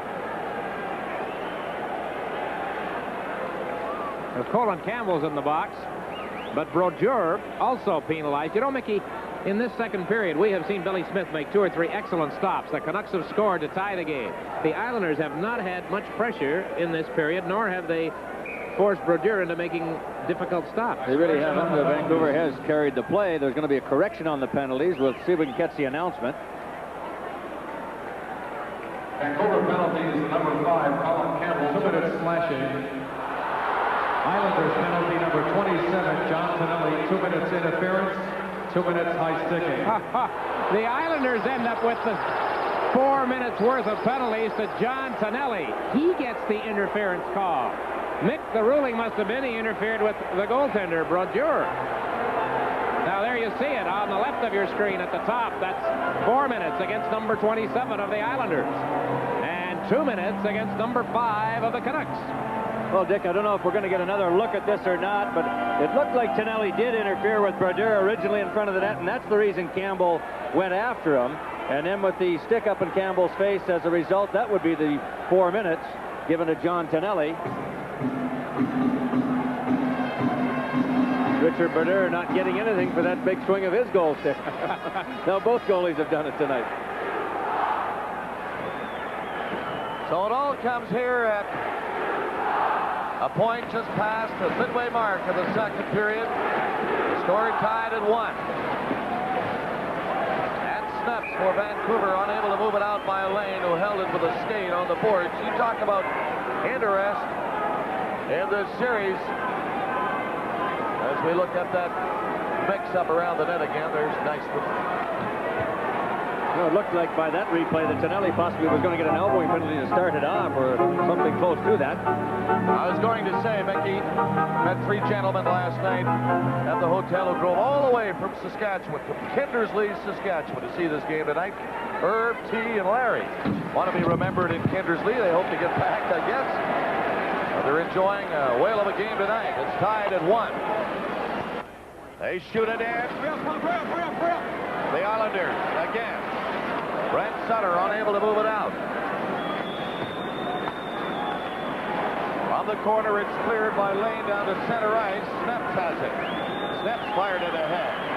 Give it away to Janssen. Janssen up New York with Lane on the move. He got a by and then played it back to the net. Gillies going back there. Again, they're pumping. Janssen's shot. It's deflected. Got to the goal line, but I'll tell you, Brodeur was very alert and jumped on it. And the organist is pretty sharp here, playing close encounters of the third kind. Close encounters certainly right here. Mickey, maybe we can see it. Our angle, we couldn't tell how close it got. Brodeur turning around. Where is it? Oh, right close there. Enough. There's Big Gillies in there causing some traffic jams. The shot came through from Thomas Janssen at the point, and Brodeur very alertly saw it bouncing up over him right there and pounced on it. Bob, you talked about the folks from Kindersley, Saskatchewan. Of course, Bob Bourne, born in Kindersley, Saskatchewan, played his junior hockey with the Saskatoon Blades. 8th year with the Islanders. 9:02 left in the second period. Score tied at 1. Bossy ripping one from the faceoff. Miner nearly got lost on that last check. I think the glass has been removed over there, but I tell you, they're laying on the body hot and heavy now. Miner really nearly went for a ride. I'll tell you, Dick, it looked like somebody just picked Jerry Miner up and threw him out the building. Right, Watch this. Head first. My goodness. The glass did not shatter, as you can see, and let's hope that that young lady who was sitting there was some concern being shown in her direction, was not injured as they replace the pane of glass. Hockey Night in Canada will continue in a moment.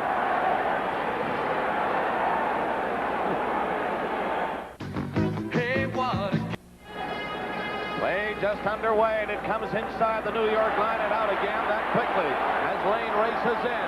Lane for New York, dropped it nicely for Trottier. They shot the rebound. Trottier was stopped by Brodeur. It comes in front again. Another shot. Brodeur is down. And the little goaltender somehow saw it, and he grabbed it with Bossy standing right in front of him.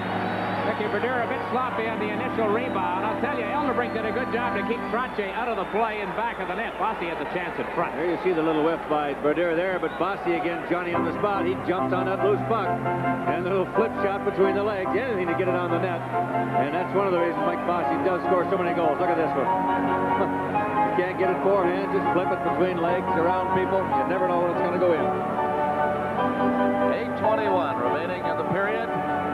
1-1 tie. I'm Bob Cole with Mickey Redmond and Dick Irvin. Game 2 of the Stanley Cup Final here in Long Island, New York. Trottier comes in to take the draw, hopefully, for the Islanders. And he got the draw. Back to Pearson, to Trottier. He slides it over on the other side, launches it, let it go. Rebound. Set up for Trottier, but he was covered right away by Elderbrink. Bossy tried his stick handle from the corner. There's Trottier getting it back. It's deflected near the line. In center ice. And the Islanders are back covering up. Trottier falls. Coming in. Lindgren dropped it for Williams. He left it for Campbell to Williams. Closing in. And it's poked away by Pearson. Islanders get rid of it now. 7:45 left in the period. They cleared by Elderbrink up to center, and it comes all the way back in, and Bolderev is around the net, picking up some speed.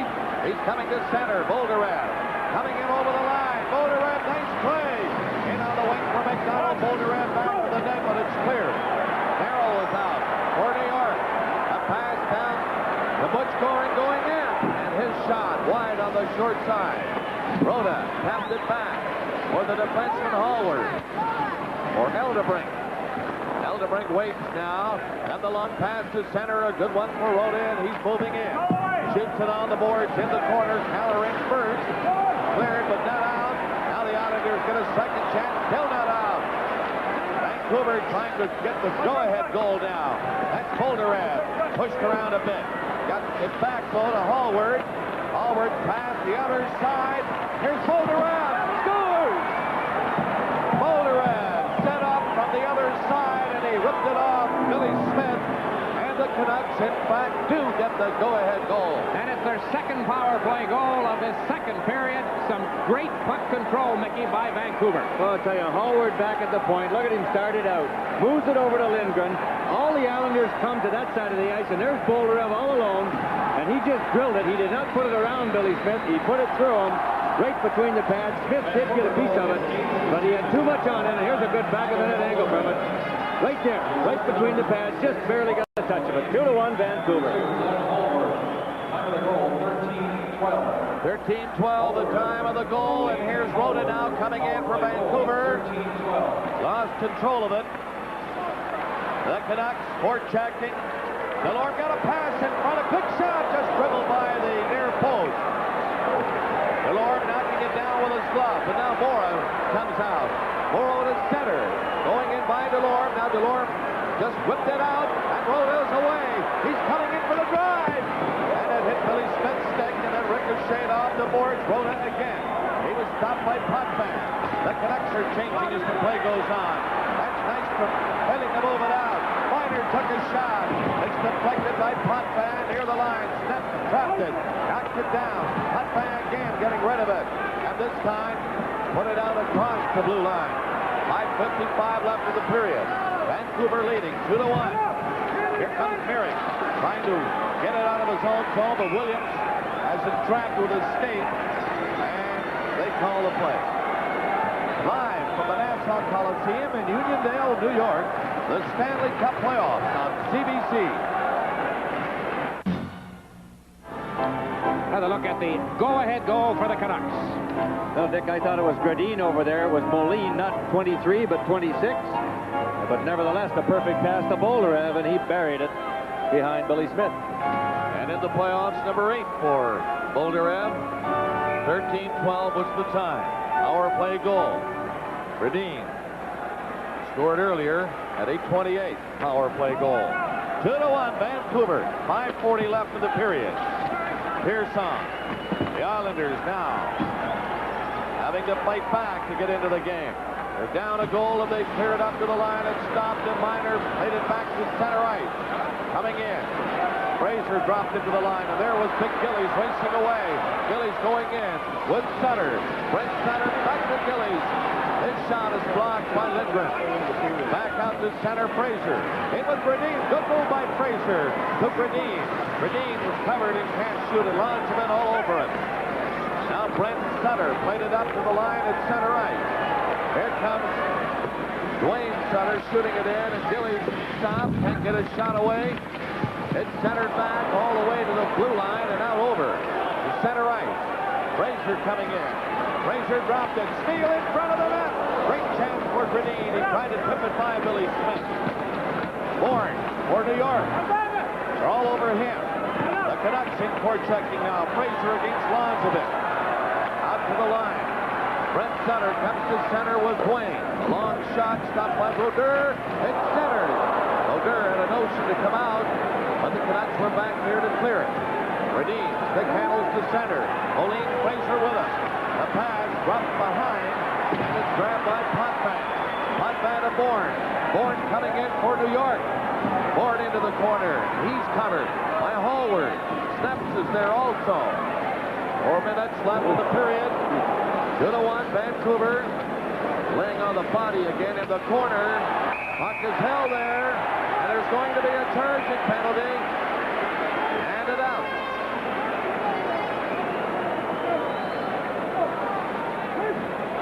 Boy, there could be very easily a couple of penalties called on this play with elbows of Trottier high and Fraser to charge. Live from the Nassau Coliseum in Uniondale, New York, the Stanley Cup playoffs on CBC. Kurt Fraser of the Canucks is in the penalty box. He reacted to when Brian Trottier threw this elbow at Thomas Gradin. Now, Trottier was not penalized on the play. You'll see Fraser come in anytime right now as they played the puck along the boards, and he gets a charging penalty right there. Bourne slides it to the side of the net. Potvin, the blue line, stopped it for Bourne. Bourne takes a look back. On the other side, Pearson gets it to Potvin. Hit the crossbar, I think, and bounced back down in front. Potvin drilled it. Potvin again to Bourne. Bourne gets set. Now a shot. Deflected wide of the net. Bossy tried to center it. Power play Islanders, and they're all over the Canucks. Another shot. Picked up by Brodeur. Back of the net. Cleared to the corner by Moline. He can't move it out, though. Potvin again. Slides the pass to the left side. Pearson. Pearson back to Potvin. Take the shot. Pearson to Bourne. And he was stopped by Bossy. And that's blocked by Snap. They can't get it outside the line. Dumped in by Potvin. He passed it off to Pearson to Potvin again. Back to Pearson. Didn't shoot. Another draw by Bossy.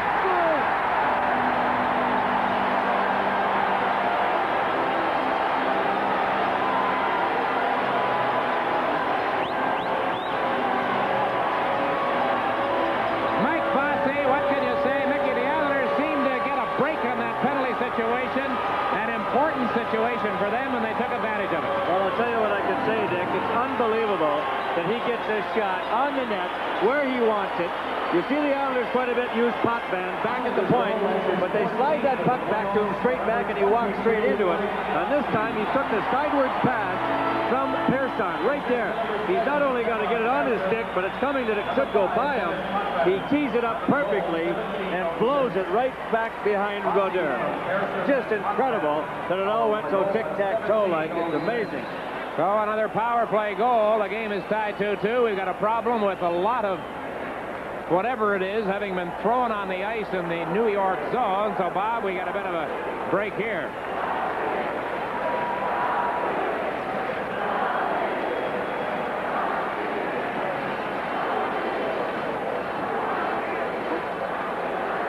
Well, it looks like a bunch of paper-type material been sent down from the upper deck here. They do throw that stuff around this building quite frequently. I've never seen any of it really get onto the ice.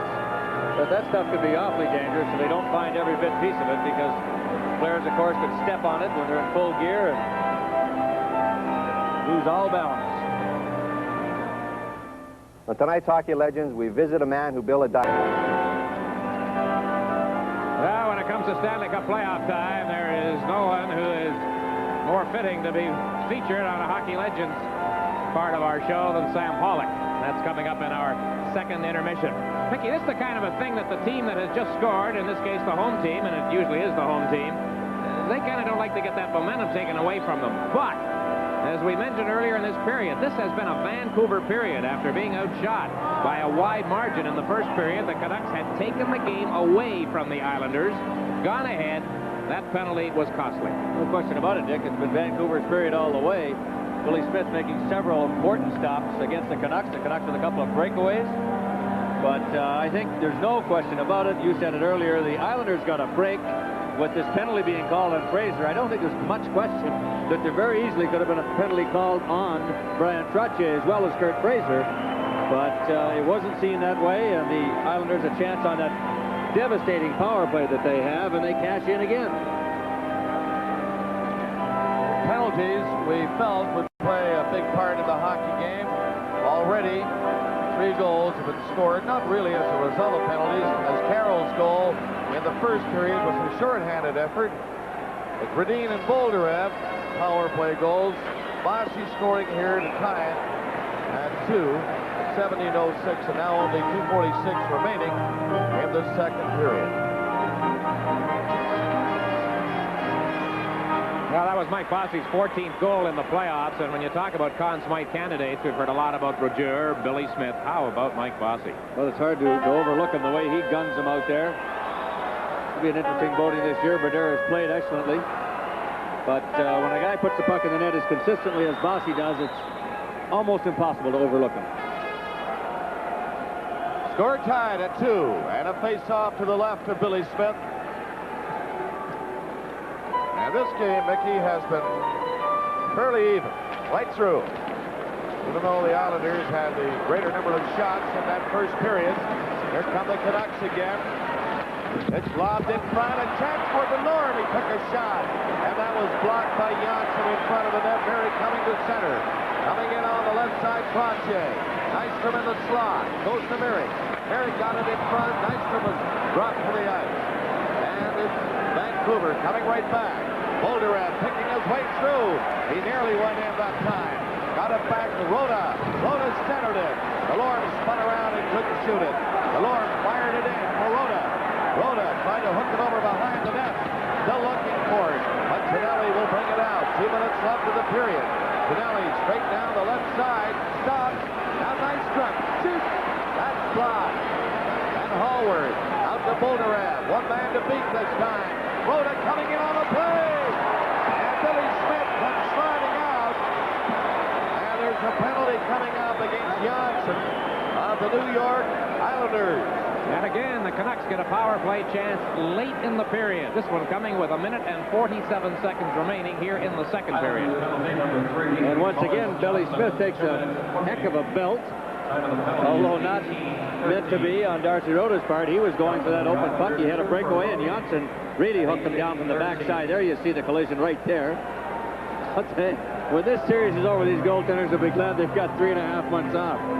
Mickey Bolnarev is again tonight making some super moves as he moves in on that Islander defense. Well, he's so shifty, Dick. He's very fluid on his skates out there. You never know which way he's going. You definitely got to play the man with Ivan Bolnarev. You look at the puck and he'll turn you inside out. So 1:47 left in the period. Our play again for Vancouver. Redmond got the draw. Field gets it back to the line. Hallward tried to get in position for a shot and couldn't. Now he might. Hallward lets it go. It's tipped by Fraser, but wide. Fraser getting in front of the net. There's Redmond with Fraser behind the goal. Redmond gets it out to the side. Back to Hallward. Over on the other side again in front. Field. Stopped by Goring. Now Hallward again. Tried to set it up for Smale. Dropped it back the other way. There's the shot. Knocked down in front. Lean fell. The puck was there. Now it's loose again. Finally, the referee, Ron Wicks, calls it. Hodge pushing with Redmond, and then somebody came in and gave Hodge quite a jolt. Now we're going to get penalties called here after that exchange, and they are still going at it. Mickey, there was a lot of hammering going on around the goal crease area. You mentioned it earlier in the game how tough it's been in that part of the rink on both ends, and it was that situation again. Well, you know what happened, I think, here, Dick, is the puck got underneath Billy Smith and came loose into the crease area. Gradine was in the crease but couldn't get into it. It was in his feet, and that's when Trottier came in and gave him a shot, which you're supposed to do, get him out of there. But the stick's a little bit high again. It looks like Trottier and Smale. Now, look at this. That's... Boy, oh boy, Kurt Fraser just took a whack at Gordy Lane. They're on the way to the box. I didn't see what happened, Dick. But how about the aftermath there? Now, there is another penalty being assessed here. That one could cost the Canucks. Was it a stick, Dick? I didn't see it. I was watching the monitor, and it looked to me like a fist. It looked to me like he swung his fist as for a punch. Lane and Fraser were going at each other down to the right of Billy Smith. They were jawing back and forth, being kept apart, and all of a sudden, right over near the Vancouver part of the penalty box, Fraser took a punch at Gordy Lane, and I'm sure he'll pay for that. Here's the two of them right now, right in the middle of the screen. There's how it starts. Little heave-ho by Lane, a slash by Fraser. And watch this action in front of the net now. Potvin in front with Lupul, it looks like. Well, that's still Fraser, I think, right there. There's a Fraser out on the right side, right there, loose, the pile up there. Here we go now. Watch this puck slip through the backside. You won't see it, but you may see it on this angle. There it is, right there. And you see Trottier now coming in with Gradine right there. And that little extracurricular activity, Smale, and away they go again.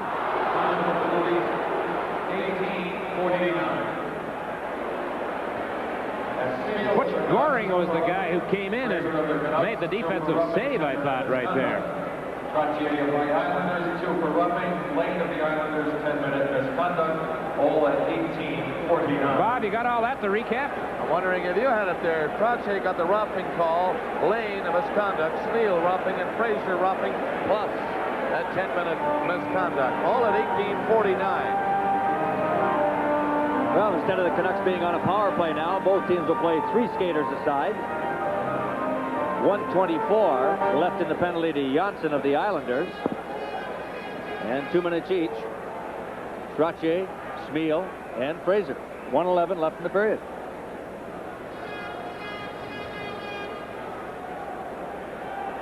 So they'll play 4 aside, I guess. I don't know. I get so confused on the overlapping penalties. Let's just wait and see how it's all sorted out. The Islanders, they have only 1 player out on the ice, and that's Denny Potvin, and there he is talking with Ron Wicks. Everybody else at the Islanders bench. Well, they sent Fraser and Gord Lane to the respective dressing rooms. Mickey, while we have an opportunity, they're sorting this out. We have a moment or two. Vancouver has obviously succeeded in something this year. They've come from nowhere, let's face it, and based on a system. We've heard the word system so much. It's gotten them right through to the Stanley Cup final, and they're right up to their necks in an upset right here over the New York Islanders. Well, Bob, I think they play tremendous concentration in their own zone. That's the big part of their system. In their own end, whenever they're in trouble, they dump the puck up the ice. They ice it if they have to. They never try to beat a man one-on-one. and seldom do they ever throw the puck up the middle. They did it the other night, unfortunately for Harold Sneps, and they got burnt by it. But usually it's moved up the boards, and it's a very conservative type system back in your own zone. You can't argue with it because they're winning with it. That's right. They've come so far. Well, all of this coming with 1:11 remaining in the second period here in Game 2 in New York and Long Island. Game 3 Thursday night in Vancouver. A 7 o'clock local time start in Vancouver. Television-wise, Eastern Daylight, 10 o'clock. That's Thursday night. Game 3 in the Stanley Cup Final. I was going to say that Roger Nielsen, talking to Roger the other day, said, Roger, you don't look too excited about all this. Here you are in the final, and you look rather subdued. He said, well, look at it this way, Bob. We're underdogs every game we play. So let's not be surprised. We'll just plod along and do our work and see where we get. They've gotten pretty far. And they know exactly what they're doing. It's very, very well-disciplined hockey club. 1:05 left in the second period. And Bradeen on the boards. Lost it, Morrow back to the net. A minute left in the second period now. The score tied at 2. And it's Butch Goring starting out for the New York Islanders. A lot of room out there to move now. Goring, a good move. Goring up over the line. Gets in position. Goring gets it back to Potvin. Great save by Booker. Goring picking it up on the rebound. Goring near the line. To Potvin again. 35 seconds left in the period. Goring got in front, trying to deflect that shot from Morrow. Now the Canucks have an opportunity. The three of them come down. Lindgren dropped it back. And now in is Bradeen. Bradeen got right in. Played it back of the net. Smith was out. Rebound. They score. Beautiful play by Bradeen. And you talk about cool. Boy, I'll tell you, that is textbook hockey, Mickey. Gradeen making all the moves, and finally Lindgren coming in, a Swedish connection connecting, and the Canucks take the lead. Well, you know what he had, Dick? He had the Islanders' defense standing up, and he had a full head of steam on, and he caught Kenny Morrow and Potvin, was able to burst around them, and the perfect setup to Lindgren in front of the net. But what a play by Gradeen. Unbelievable. You see Morrow standing still. He's not backing up, and Gradeen has a chance to go around him. He tries to jam it in almost there. Spots Lindgren, and bingo, we got a 3-2 hockey game. 18 seconds left in the second period. How about the move Smith made? But you know, Mick Bradeen was so cool when he went back to the net. Smith was out. He wondered, how can I possibly get out in front and jam it in? The net was empty. But he waited. Waited and then set it up beautifully in front. Dandy pass for Lindgren as the horn goes and time runs out in this second period, and the Canucks battle back again and take a lead. Well, a big goal with just 18 seconds left in the period. Again, Gradeen, a masterful job. And Lindgren moves in to score the goal on goaltender Denny Potvin. Isn't that the way it always happens? The Islanders almost scored. Canucks taking the lead. And that goal coming at 19:42. So the score at the end of the second period, Vancouver 3, the New York Islanders 2. Four goals in the second period, the first three on the power play. Gradeen and Boulder for Vancouver, Bossy for the Islanders, and then the tiebreaker to put Vancouver in front by a goal, Lars Lindgren in the final minute of the first period. Well, penalties are proving very important in this series in terms of power play goals, and in the case of the Islanders, goal in the first period, shorthanded goals. And when talking of special teams, Bob Bourne is the perfect Islander to speak to the subject because he kills penalties and he also plays on the power play. I would have thought that with so many goals being scored with a man in the penalty box for either side, that the Islanders would get a big advantage. It hasn't been happening because the Canucks have been scoring on the power play as well. Yes, they have, Dave. We're a little bit disappointed in our penalty killing. You know, we had a real good percentage against the Rangers in the quarterfinals. Not so good against Quebec, but we shut them down when we had to, and we've got to start doing it against Vancouver. You know, they say that the second Stanley Cup's tougher to win than the first. In your case, it really wasn't that way. What about the third? It's been tough. You know, of course, the Pittsburgh series really scared us, and I think it took a lot out of us. It's been tough all the way through. You know, Quebec, it was a pretty good series, too. It was a tough series, but even though we did win in the fourth, it's been scary. Is this team showing you things that perhaps you didn't expect, or maybe strength in certain areas that you weren't quite prepared for? Well, I really didn't think they had the power play, as we were talking before. You know, Quebec, we really worked in their power play, and we shut that down, but Vancouver's power play is really proving to be something that we hadn't reckoned for. Well, in the regular season, it wasn't very good. Let's face it, but The coaches have done some things. There's a different coach behind the bench now.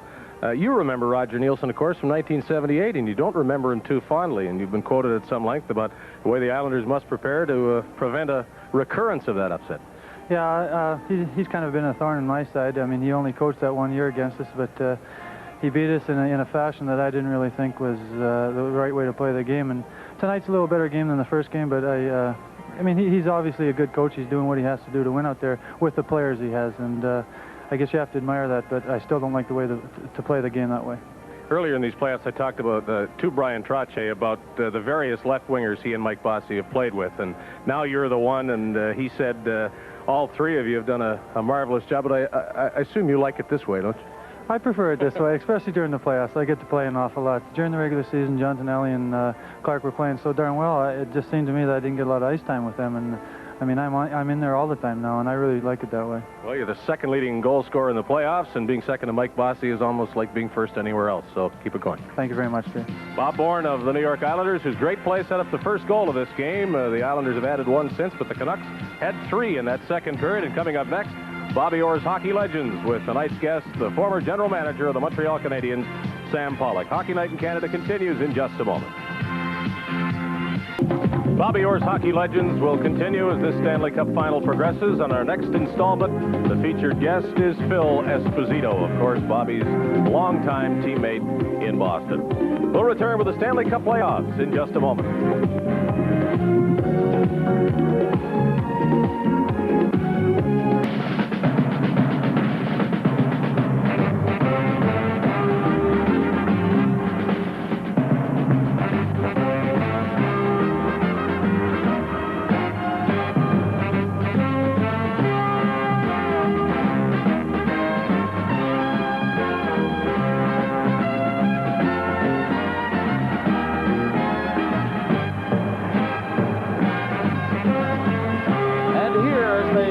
For the Stanley Cup 1982, the Vancouver Canucks. 1982, the Vancouver Canucks lead the New York Islanders 3-2 as we get set to start the third period. In the second, Redmond, a power play goal for Vancouver to tie it at 1. Then Boldarev, a power play goal, and the Canucks were in front. Then Bossy scored while the Islanders had a man advantage. And then Lindgren at 1942, and it's 3-2 Vancouver. Well, we look ahead tonight to the Coliseum in Vancouver. What a spot that will be. A 7 o'clock start local time in Vancouver, 10 o'clock Eastern time. Game 3 as this series switches from the Atlantic to the Pacific. Redmond, Lindgren, and Sneps are on for Vancouver.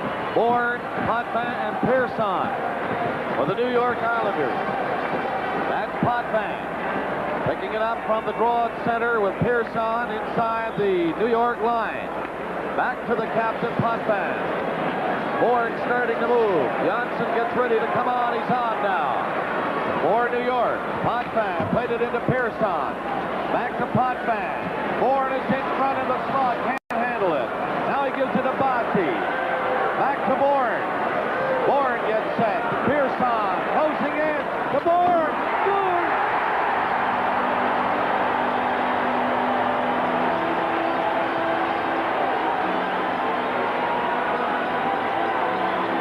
Well, Mickey, I don't know. As they go nuts here at the Nassau Coliseum, the moral of the story continues to be don't take penalties. Well, you got it, Dick. Bourne wasting no time burying this shot behind Richard Brodeur. The power play again. Most effective for the Islanders. Tremendous puck control. The way they moved it around him. Bourne with a sweeping motion beats Brodeur on the ice on the stick side. And the Canucks have learned it already. They cannot afford to take penalties on the Islanders. They're just devastating with that man advantage. Number 22, Mike Bossy. So at 32 seconds in this third period, the power play goal by Bourne. It's tied 3-3.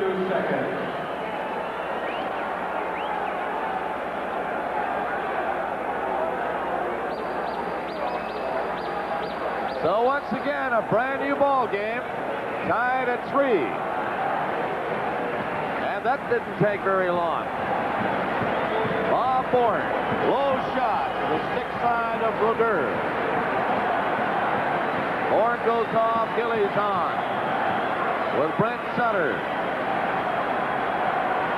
Morrow and Potvin. Allward and snaps for Vancouver.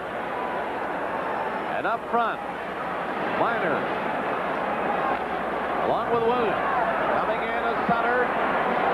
Into the corner, Hallward. Over him. Minor takes it back to the net for Vancouver. It starts out. Minor dropped it back. Hallward having some difficulty. Sutter chopped at it. And it snaps again. They played 1 minute of the third. We're tied at 3. Pass ahead too far. The Islanders steal it again. Potvin brings it to center ice. Right wing pass. They shoot it into the Vancouver zone. Into the corner. Hallward can't come up with it. Sutter got it in front.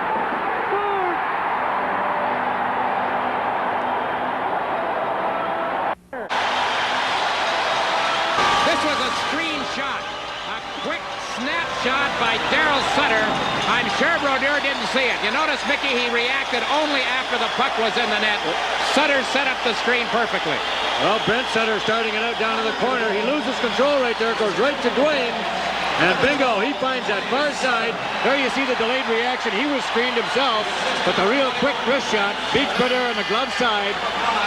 Islanders exploding out of the gate here in the third period. 1:19, the time of the goal. Potvin also got an assist. So the Sutter boys come through here in the Stanley Cup final in Game 2 to give the Islanders a 4-3 lead. Campbell's long shot on the boards in the corner. And the New York Islanders just dump it ahead. Goring didn't see it. Pinelli and Nystrom go in. But the Canucks break it up and Gradin comes right back. Gradin stops just inside the line. Goring checking him. Smale didn't get the pass. Pinelli lost it. In front of the net, the Canucks looking to tie it again. A long shot, Billy Smith saw that all the way. Gradin behind the net. Trying to get it loose. Pierce saw it upended him. The two players over the ice. And the play is called. Please report to security. 20 weeks. Boy, it looks like Gradin may be hurt down behind that net. Pearson really wrestled him to the ice and went down on his back, and it looks like he's favoring his left arm. Possibly an elbow, Dick, trying to protect himself when he got knocked down. Now to look at what happened. Two players from Sweden, Stefan Persson, Thomas Gradin. Well, watch the flip here by Persson. He really gives it to Gradin. Right there, the knee behind him, and down he goes, and look at the left elbow, trying to protect himself. He went down arm first, that's for sure. So a tough blow here for the Canucks if Gradin, who has been outstanding in the two games, and that setup of Lindgren late in the second period. Second period was just a classic, and it's obvious from the look of concern on the faces of the Vancouver players and Coach Roger Nielsen that Gradin's loss would be a big blow. Mentioning that Stanley Cup luncheon, it's Saturday at the Hotel Vancouver. Players from both teams will be there, the entire teams. So will Chico Resch, winner of the Masterton Trophy, and Tom Watt, the coach of the year in the NHL. They will receive their awards. It's at 12:30, and tickets, $50 for the public, can be obtained at the Canuck offices during regular business hours and available in the lobby of the hotel on Friday. And also in the lobby of the Hotel Vancouver will be the Stanley Cup, which was won by the Vancouver Millionaires back in 1915. Well, a turn of events here as the Canucks try to become the second Vancouver team to win it. There you see the score, and the Islanders with two quick ones early in this third period. And they played a minute and 56 seconds of the third. So very suddenly, the Islanders only tied, but get the go-ahead goal.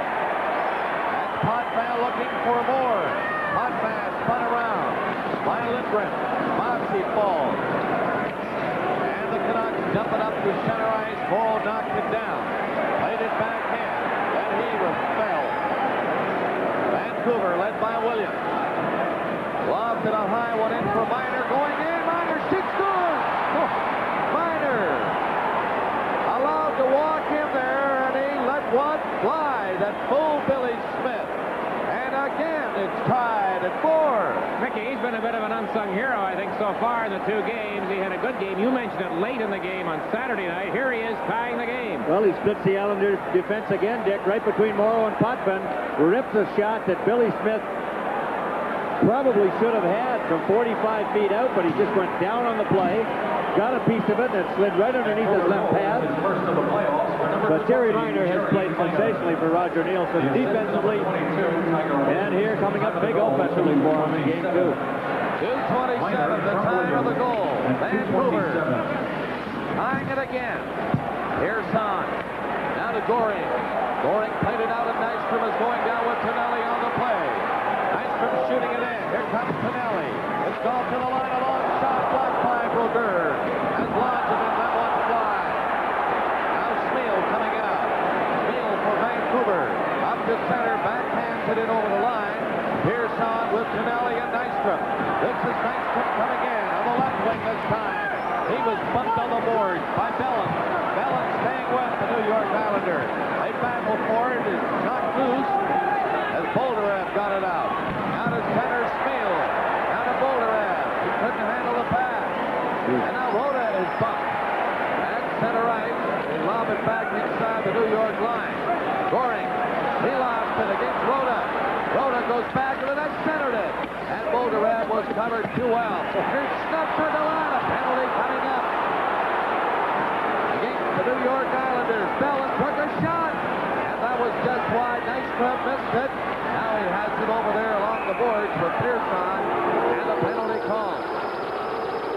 From the Nassau Coliseum in Uniondale, New York, this is Stanley Cup 82 on CBC.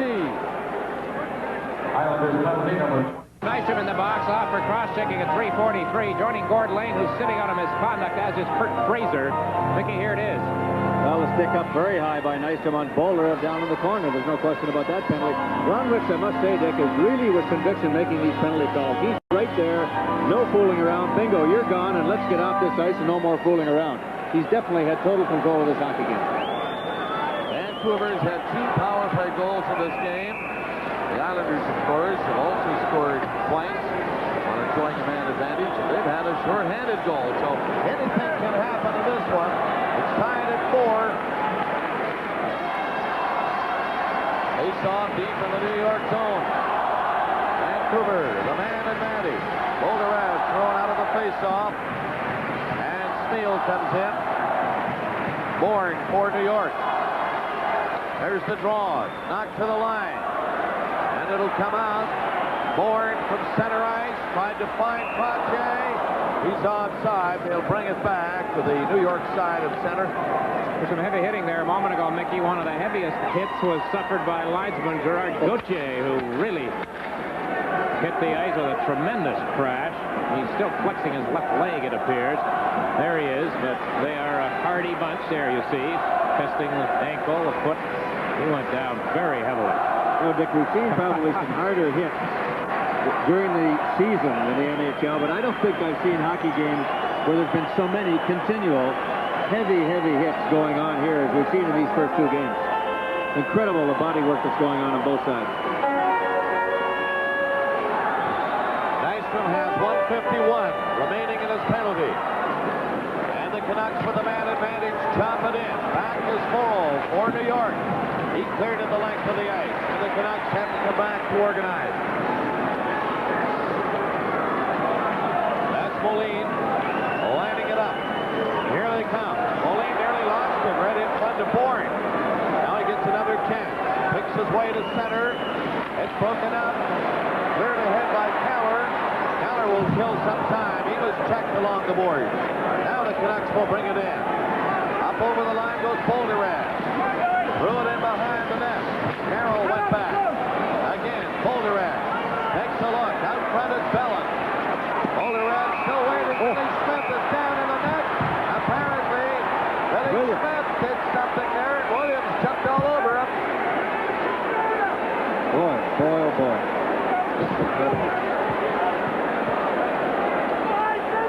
Totally away from the play, Dick. The only thing I saw was Williams on top of Billy Smith. His stick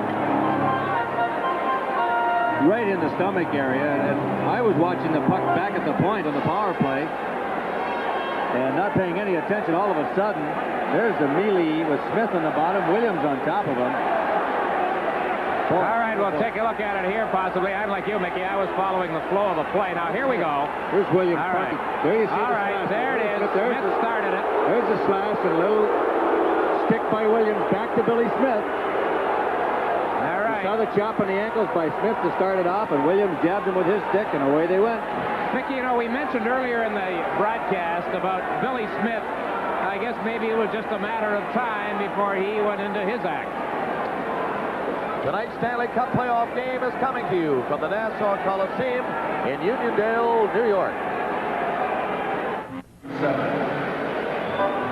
Tiger Williams gets 4 minutes worth of penalties. A minor for roughing, a minor for slashing. And Billy Smith of New York gets a minor penalty, 2 minutes for slashing. Now, Nielsen doesn't like the call, I'm sure. The Canucks upset. Here it is. Watch Smith with the slash across the ankles when Williams has his back turned to him. Williams retaliates, jumps on Smith. Potvin tries to help out, and the penalties ensue. You know, I'm wondering about Billy Smith. The last 2 goals that have been scored on him, Mickey, the one at the end of the second period, as they say, he went swimming. He was head first. And then he seemed to be down on the ice and had made his move before Minor shot. He is not playing with his customary poise. Well, he isn't, Dick, but I really believe that the Canucks have definitely got Billy Smith off his game. There's no question about that. They're pestering him every opportunity they get, as are the Islanders to Richard Brodeur. I don't think either goaltender played exceptionally well in Game 1, but I mean, Smith tonight, by the same token, has made some super stops out there, but they've definitely got him thinking about other things other than stopping the puck. Here's a look at some action moments before that with Taggart going in head first. Moline, Keller for the Islanders. That's the kind of action that's been going on since minute 1. So the score tied at 4. And more penalties as Bolderev played it on the boards to the line. There's Bolderev again. Back to Moline a second time. He's man on the shot. And Trottier just calmly got rid of it down the ice. Moline out of his own net, hits the line, up on Goring. Moline going in, trying to shoot it, couldn't. He was covered. They get it back to him. Moline fell. The Vancouver Canucks looking around for somebody open. Moline trying to hit Bolderev and missed him with the pass. Potvin fell. Here's Moline closing in. High drive, and Billy Smith grabbed that one. They're not taking any chances now. Steele is right in on top of Smith, and he had an eye over his right shoulder.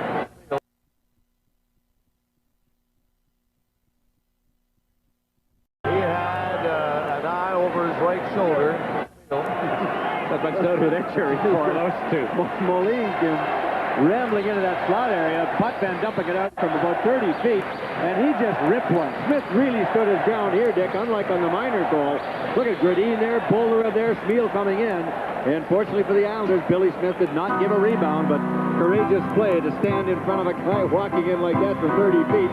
And he rips it, Brittner takes your head off. You know, after being beaten for those 2 quick goals early in this period, that goal by Minor put the Canucks back on the track. They've shown me something.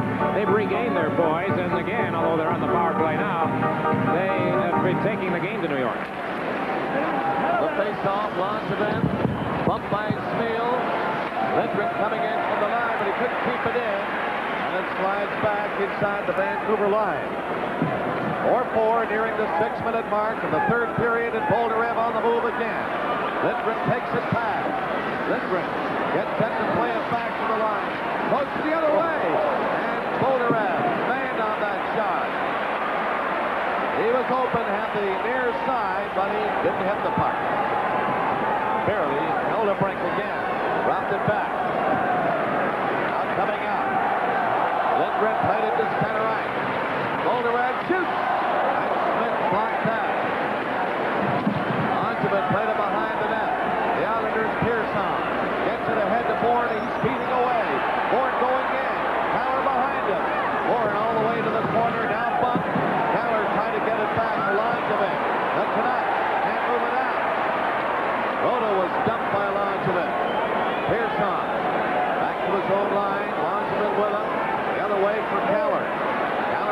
to center, stops, now gets it ahead.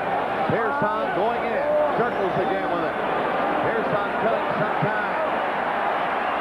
Now Carroll back on for New York, out of the penalty box. Here's Bocci. It's deflected out to center ice. Coming back in, Trottier. Rolled it into Gillies. Out of the net was Brodeur. Good move. And he got rid of it to center then. Trottier brings it in again to Gillies. Back to Trottier. Into Bocci. Bocci couldn't shoot. Bocci got it back. Bocci again gets in position. Rolled into the side of the net. Trottier is covered. Lindgren fell. Come back up again. Now Janssen winds up. Potvin got his pass. Janssen again. Wide rebound. Good.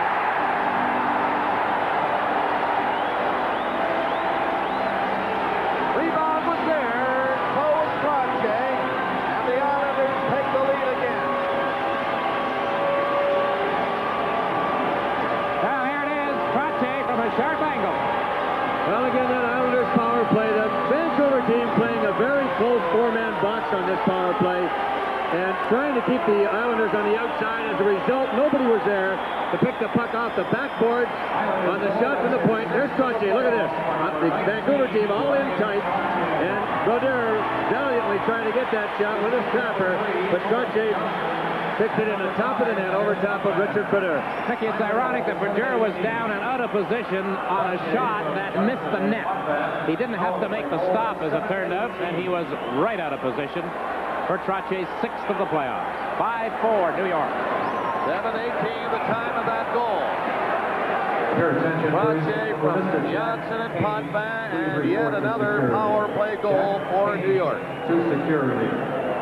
This is Hockey Night in Canada from the Nassau Coliseum in Uniondale, New York. Brodeur and Smith poised with 12:31 remaining in regulation time, and the Islanders leading by a goal. It's been seesaw all evening, these two teams. Forward pumped by Gillies. The Canucks move in after it. And the Islanders bring it out just as quickly. Gillies gets it down. Dwayne Sutter to Gillies. Took a quick shot. It hit Hallward before it got to Brodeur. And the goaltender held it. A lot of people have been talking about Clark Gillies in this series. He's been rather quiet. He has been a factor, Mickey, I think, on New York power plays, the way he has stood his ground in front of the Vancouver net as we get some pushing and shoving now as they get back into that kind of a routine. A couple of big guys shoulder to shoulder, Gillies and Harold Snips. No question Gillies causes problems in front of that opposition net. You're 6'3" and 215 pounds.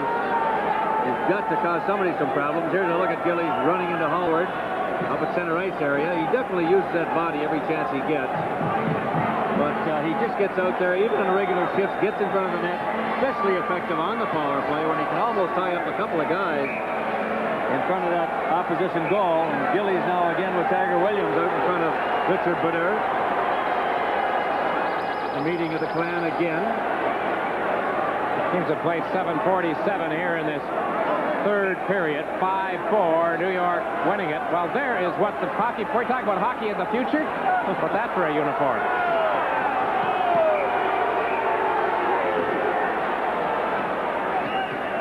All right, Bob, back to business. 12:13 remaining in regulation time. 5-4, the New York Islanders over the Vancouver Canucks. Brent Sutter with Dwayne to his right. Gets the draw to the corner, went after it. Miner fired it the other way. Comes in by Morrill. That's Brent Sutter. Got it in front of Gillies. And a quick shot stopped by Brodeur. Miner turning. Coming out for Vancouver. He got to the line neatly. Played it to Snaps at center. Then took a long shot. Smith, 6 saves. Now Moline went after it. He holds it on the boards along with Sutter. Again, they call the play. That goal by Brian Trottier, which has given the Islanders the lead. His first point of the night, but he's had quite a playoff year. He has a total of 20 assists. He reached that mark on Saturday night in Game 1. That surpassed Bobby Orr's Stanley Cup record. So Trottier has put himself in the book as we get some rather vigorous pushing and shoving over there now. And hang on. The Tiger. Dick, it started with Dwayne Sutter and Harold Snepps, and they're still jawing back and forth. Then Gilly stepped in again. I think it was Smeel. Is he out there? He gave him a little shove, or Jerry Minor. All I could see was the 2 on the uniform. Gave Gillies a little shove. Maybe it was Tiger Williams. They're having a few words out there. Well, I suppose Gillies and Williams. If you had to think of anybody out there with a 2 on it to shove, I think it's going to be the Tiger, wouldn't you? Penalties coming again. With a score, Islanders 5, Vancouver 4. This is Stanley Cup 82 on CBC. There's a lot more to Canadian Tire than tires. Well, we have misconduct penalties now handed out to Dwayne Sutter of the New York Islanders and Harold Snepps of the Vancouver Canucks. At 8:15, they have drawn 10-minute misconduct penalties. So Ron Wicks deciding that's what he's going to hand out in that situation. And I guess, Vic, that's the old misconducts for talking to one another. And Al Arbor was pretty cool behind the bench. I can recall in his earlier coaching career, Al was rather vociferous toward the referees. In this series, and certainly through the Quebec series, he has hardly looked sideways at the men in the striped shirts. Well, Al, over the last few years, and Roger Nielsen really are both on the quiet side as coaches. I think very much the thinkers behind that bench. They're behind their benches, respectively. From the face-off, it comes back to the line, and the Islanders clear it out. And Redmond back on for the Canucks. Lindgren lost it right in front. And Bourne came close. They're giving the Islanders a 2-goal spread. Nearing the 9-minute mark of the third now. The Canucks shoot it in. Redmond slapped it in behind the net. Smeel in the corner. Smeel trying to dig it out. By Pearson, he couldn't. Now Hodge for New York. Bounced it off the leg to center ice. Hammered back in by Campbell. Back of the net, Langevin for New York Islanders. Langevin left it there. Pearson against Williams. And he got rid of it rather quickly with Williams charging in. Coming in is Bourne again. Bourne breaking for the net. He's hit around the goal for New York. Out front, Bossy. And Bossy can't shoot it. Hit the back of the net as he tried to center it. Campbell played it over on the right side. Hodge stopped it. Got it in front of Bourne. And Hodge stopped the rush by the Vancouver Canucks. They move it center ice. This is Redmond coming in. Redmond tried to go all the way. And couldn't get a shot. Now Rhoda. Nystrom bumped him. Rhoda and Nystrom on the board. Can they get a whistle for a face-off in the New York zone, Mickey? It's getting hot and heavy out there. Oh, I'll tell you, they're really going at it down there. That time, Brian Trottier and Smeel going at it at center ice, and both look like a wrestling match, Dick. They wrestled each other to the ice. Hometown fans here. Here's the confrontation of moments ago that didn't happen. Taggart goes in. He's going to take a run here, and he decides against it. I tell you, he has really kept his temper pretty well under control in this series, Dick. He's not taken any bad penalties at all. And a lot of times in the playoffs, Dave Williams has not put his team as shorthanded at all. He's taken guys with him to the penalty box. So very smart thinking on Dave Taggart Williams' side. 4-0 for New York. Tonight's from Merrick coming out on the play with Goring. That's Goring. Pass too high.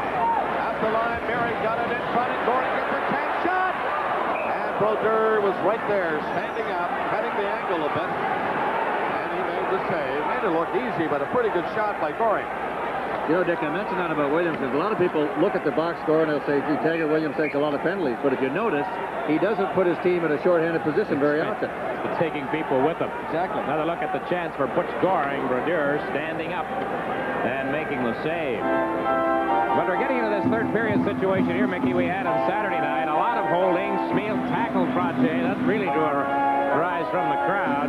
But Wicks is calling a few more penalties. He's trying to hang on to this hockey game. 10 minutes, 7 seconds remaining in regulation time. 5-4 the New York Islanders. I'm Bob Cole with Mickey Redmond and Dick Irvin at the Nassau Coliseum in New York. Game 2 of the Stanley Cup Final. The Islanders up again on an overtime win. Game 1. And the time ticks on. Look at Nystrom. Roll in there with a hard check. He hit Hallward. And here's Goring coming in. Goring to Nystrom. To Goring. They tried to make that one a little bit too pretty. Goring didn't know that pass would come back. He thought he had Nystrom home free.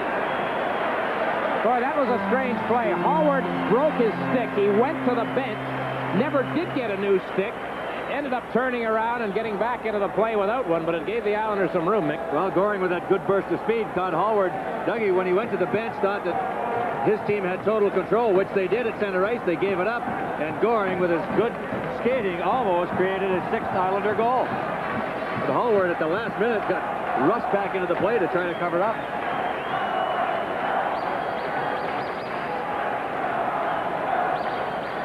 Well, we saw Nystrom take a run at Hallward here. I think this is the play in which Hallward broke his stick right there. I mean, Nystrom broke it for him. I'll say. Boy. Now, ready for the face-off to the left of Brodeur. Brent Sutter has to leave, along with Lupul. Gillies comes on. Lupul, Crawford into Lorm. Out there for Vancouver. Lindgren puts it back to the net. Belland is on with him. Sutter is bumped. Keller racing over. Look out, here comes Gillies. He went in after Crawford. Didn't miss him by much. And DeLorme to center. Rising shot on the glass. Back in the net, Potvin. Potvin got rid of it in the corner. Now the Canucks try to do some forechecking. They keep it inside the line. Potvin has it at the side of the net. He's fouled. Sutter comes in. That's Brent Sutter trying to move it out. Lupul got a shot away. It hit Potvin. Touched net. Now Lupul ran into Sutter. Canucks get set again. They keep it in. Lindgren took a shot. It's deflected. And I'll tell you, bodies are flying every which way. And Gillies in the middle of it, and he's been more in the middle of things, Mickey, in this third period than he has in any of the playoff games that we have covered. He sure has. He just belted Mark Crawford to the ice, and DeLorme coming in very quickly to his aid, and Gillies just standing back, but he's really using that body. He went flying down into the corner moments ago and threw a crossbody at one of the Canucks. Hockey Night in Canada will continue in a moment. Clark Gillies in the penalty box here at the Nassau Coliseum. 8 minutes and 43 seconds remain in regulation time. 5-4. Islanders leading Vancouver. A roughing penalty has been called on Clark Gillies. Gillies and the Islanders, 2 for roughing at 11:17. Now, we mentioned about Gillies being in the middle of it. This is one of the times. The crossbody he threw down in the corner on Lindgren, it looks like. Or Moline, I should say, number 26. Maybe it was Crawford. I think so, Mick. Well, I'll tell you, emotions are running high on the ice. It will continue that way, and then some, I'm sure, in Vancouver Thursday night, on and off the ice. And our telecast crew that will bring the action to viewers from coast to coast will be Jim Robson with the play-by-play, with Gary Dornhofer and Howie Meeker with them in the box, and Steve Armitage hosting the show. Thursday night, 7 o'clock start in Vancouver, 10 o'clock Eastern time for Game 3. Let me get a set of glasses, Bob, so I can see those numbers out there. I'll tell you. It's kind of tough once in a while, isn't it? Tough all the time for me. Back to the blue line. Vancouver trying to tie this hockey game now. Into the side it goes to Smale. Back to Hallward. Here to Moline. Moline flipped it off Potvin stick. Moline gets back to the line in position again. There he is. Moline fired one. Hold it. We're going to penalties. Coming up in front of Billy Smith. Williams, I think, right in front of the crease, will be going again along with an Islander. I think Smith is going to get called as well. They had an exchange. Wicks was watching it, so was I. It wasn't as bad or as vicious as the last time, but watch it here now. And the instant it happened, Wicks called the penalty. Now, watch this. Morrow and it's right here now. Watch this. There, number 1, Smith. Dangerous. And he got very dangerous. Wasn't that something? And Tiger Williams gets the penalty, and really, I don't know why. That butt end of that stick, if it catches him in the face, irreparable damage. But that seems to be the rule to the hour down there, and if you're going to play, let's get at it. They're both doing it. They're both being penaltied off, Dick, if we might put it that way. Well, this doesn't change the numerical strike on the ice with the coincident minors when one team's already playing shorthanded. Gillies in the box, and he still has a minute 42 left to serve. Thomas, oh, wait a minute. Smith has received the penalty now. They just added that. I'm sorry if I missed that first announcement. Thomas Janssen serving it. But you know, Dick and Mickey, this is the style of goaltending Billy Smith has been known for. If you're near that crease, he will no doubt move you out. But Tiger Williams has challenged him like I have never seen him challenged before. He's right in on top of him, Mick. And after that altercation a little while ago, I thought he had Smith quieted down, and he was okay. But they're going back at it again. Smith is going to come back and challenge Tiger to stand in front of that net, and Dave just goes right back to his position, parks in front of that net, and he takes his life in his hands with a goal stick. He's not in the crease, so he's really not impeding the area. There's the jab with the stick right there, and Tiger still has not retaliated. He's just standing there trying to screen the goalie on the power play, and he's a little concerned about why am I going, but Tiger sometimes can go on reputation alone. And that situation right there is a perfect example of why they put in a rule that is known in hockey as the Billy Smith rule, with the extra tape at the top of the goal sticks. He had the 4 or 5 inches there, I recall, last year. Taped down a bit.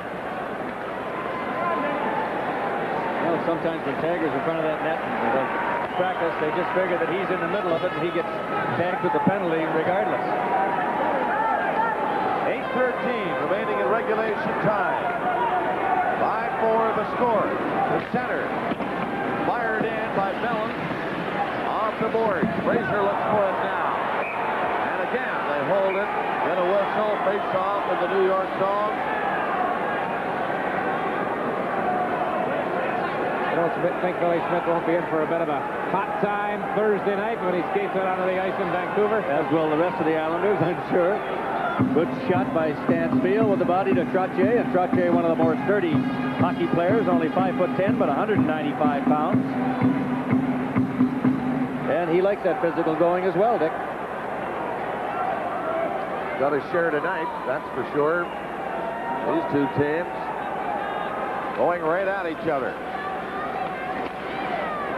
The Islanders up a game in the series, but the Canucks dearly love to get even before they go back home. And this is Redmond picking his way in for Vancouver.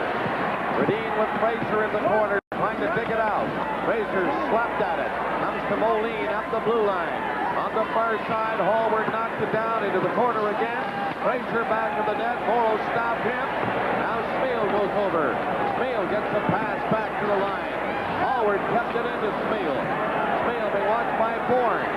Along the blue line. Here's Miners firing into the side of the net. Scramble for it. Smith is down. And it's cleared back to the corner. Still in there. Moline. A pass to the far side. Hallward shot. Stopped by Smith. Fraser back to the net. Gets it loose. Trying to jam it in. But Smith covered up on the post. Vancouver, great pressure. Smeel gets set. Smeel can't shoot it. Or can he? No. Back to the line. Moline. Makes the shot. Has to throw it out to the side. Vancouver all over the place. Smeel lost it eventually. And the Islanders, 2 of them break out. Keller and Bourne. Bourne going in. And he got a foul by Keller. Great action here with 6:30 left in regulation time. And the Canucks trying desperately to tie it. Big Gillies dropped it. Rhoda stole it. Lost the thing. Langevin up to center ice. Langevin stopped by McDonald and rolled in behind the Vancouver net. Here comes Nystrom. Nystrom around the goal. Tried to jam it in and put Kennelly got loose. Kennelly bumped back to the net. Still looks for it. Kennelly crashed into his own man and went behind the goal again.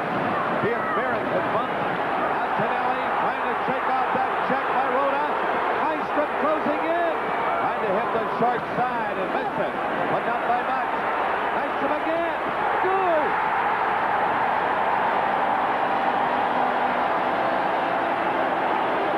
Did you ever see such action inside the New York line first, and then inside the Vancouver line, and the Islanders come up with a goal? Now, Dick, almost a replay of the Dwayne Sutter goal. Same place, same shot. Nystrom, I don't think, knew it was in either. The Islanders just tremendous pressure. There's a look. Brodeur has no idea where that one was, and the other one coming up right now by Nystrom, right there.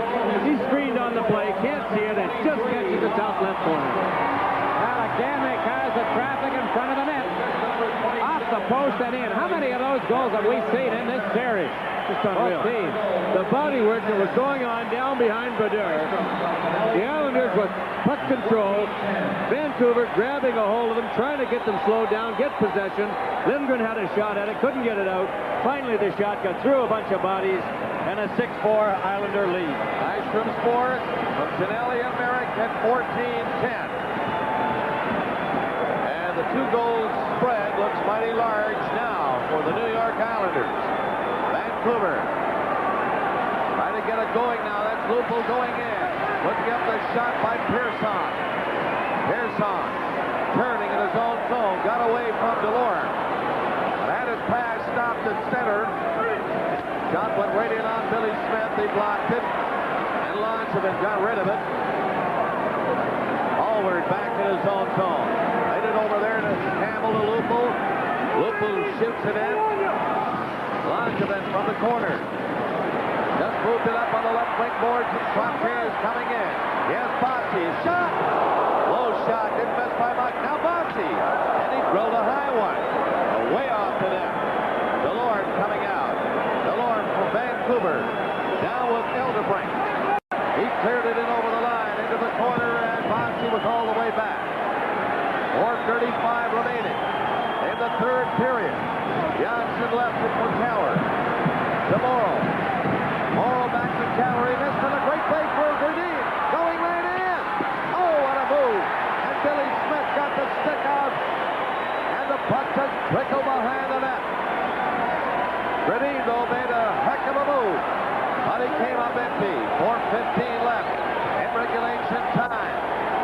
Vancouver fighting back, but now Goring and Gillies go in. Gillies! Shot deflected just wide on the short side.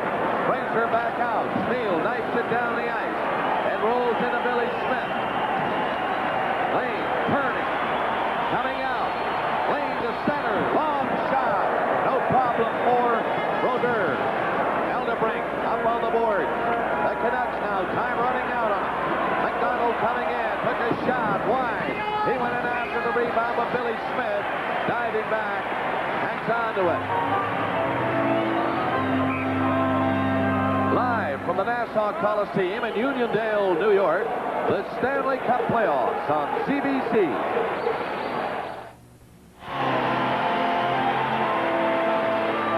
They're doing something here at the Coliseum that the Canucks don't like. They put 2 Stanley Cups up on the electric board, and a portion of a third brings a big cheer from the crowd. All part of the hype. There will be lots of hype Thursday in Vancouver. A little bit edgy before they drop it in. Now it comes back near the line. And Campbell barely keeps it in on the far side. Now Goring left it for Lane. Coming down with Frontier trailing. Lane shot. A bullet shot right at Brodeur. They made the pass save. 3:20 left in regulation time. The Canucks down a couple. And here they come. Hallward shot. Shot not too strong, just wide. Brent Sutter played it behind the net where Rhoda was waiting. He got it in front. But right there, Hodge back. And he galloped away to center. Pass behind Merrick. He'll be offside if he touches it. But the Canucks bring it out, so the play continues to center Boldurin. Boldurin going in. Moved around Longevin. Centered it. It was deflected over the glass. Into the crowd. And now 2:49 remaining in regulation time. It's 6-4. The New York Islanders leading.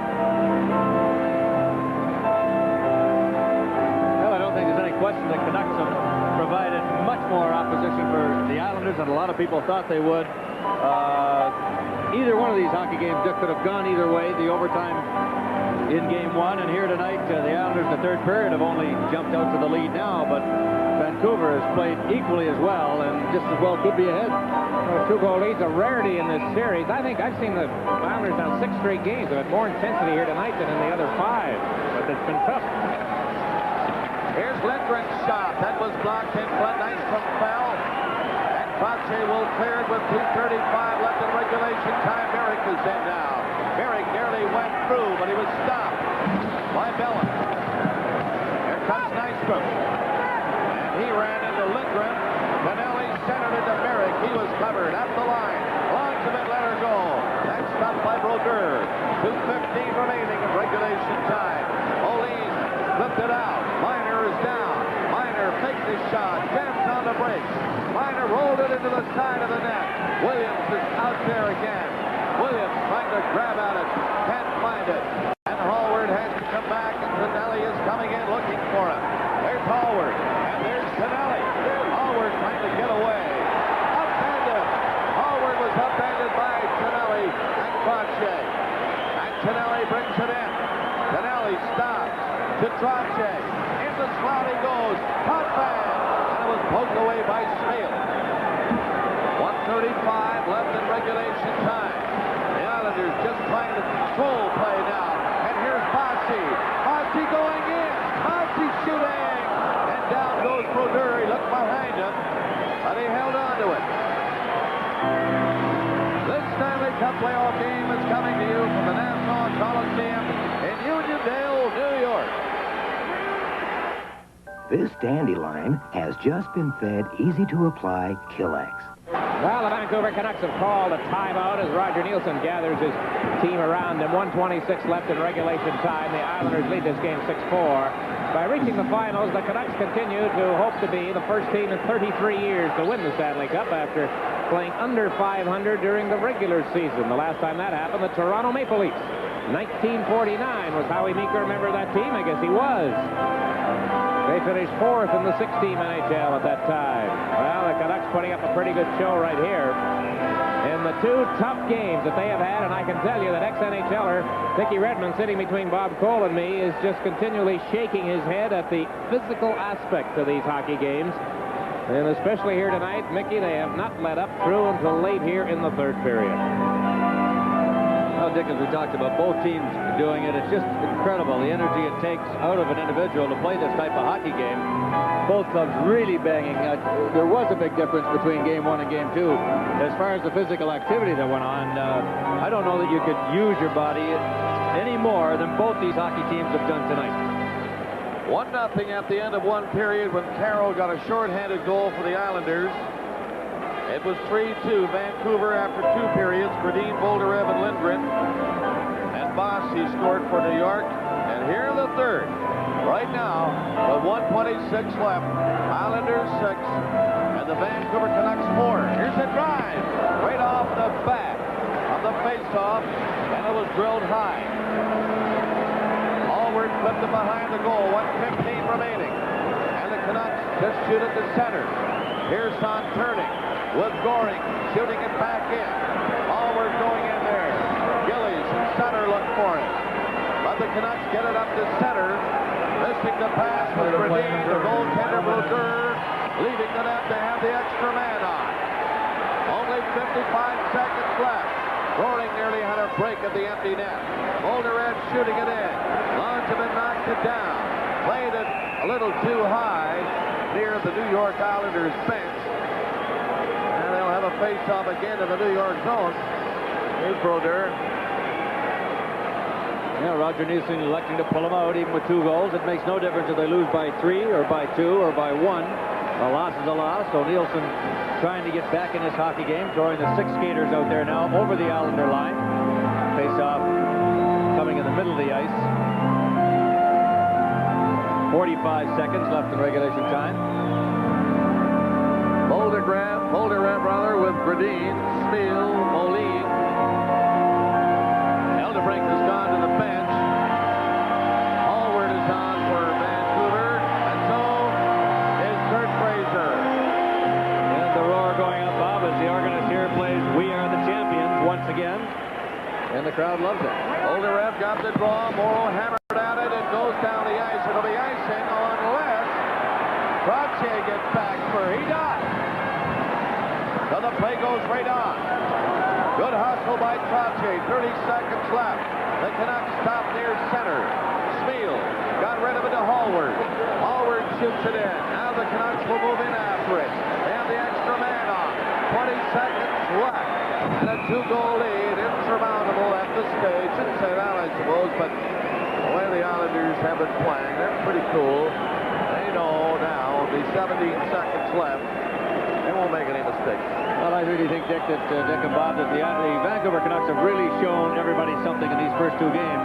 They're not coming in here thinking they're not as good as the Islanders and there's no chance to win. They are here to win. And as we talked about, Dick, before Game 1, it wouldn't surprise me at all. The Vancouver Canucks, it hasn't surprised me the way they've played. They're going to go home, regroup, and try to pull out their home ice advantage and come back into New York next week with a 2-game tie. Well, I think we will be back here. I'll be surprised if we are not Tuesday night. Really? I'll be surprised if we're not here for Game 5. The way this Vancouver team is playing, they get there in front of the home crowd out in Vancouver. I think they're going to play even better than we've seen them here in these 2 games. I've been telling you that all along, Dick. I know, Bob. I always just follow what you tell me. You were my boyhood idol. How can I do otherwise? 15 seconds left. And back goes Moline. Pache watching him. That'll be it. 8 seconds left. A long shot down the ice. Icing waved off. Billy Smith, appropriately, will be the last player to touch it. And the game is over. And the defending Stanley Cup champion New York Islanders have taken a 2-game lead as they get ready to charter into Toronto tonight and fly out to Vancouver tomorrow. Final score here, Islanders 6 and the Canucks 4, but this series, Richard, is far from over. Well, as the Islanders file into their dressing room, they know they have been in a hockey game, a tough hockey game, and it will be equally as tough 48 hours from now in Vancouver. The shots total, New York Islanders out shooting the Canucks 36-30. In the third period, it was New York 12 and Vancouver 10. So that's it. A final score 6-4 New York. This is Stanley.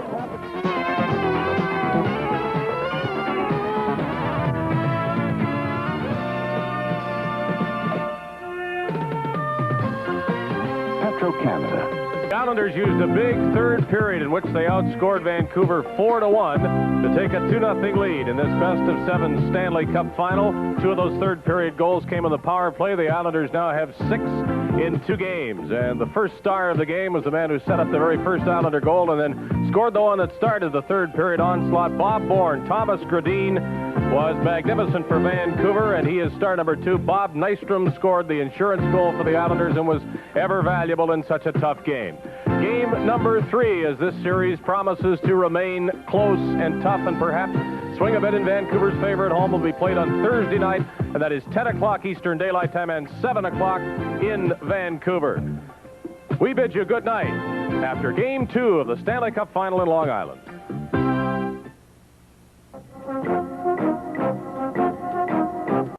On weekday mornings on the Ed Allen Show. Tuesday, May 11th.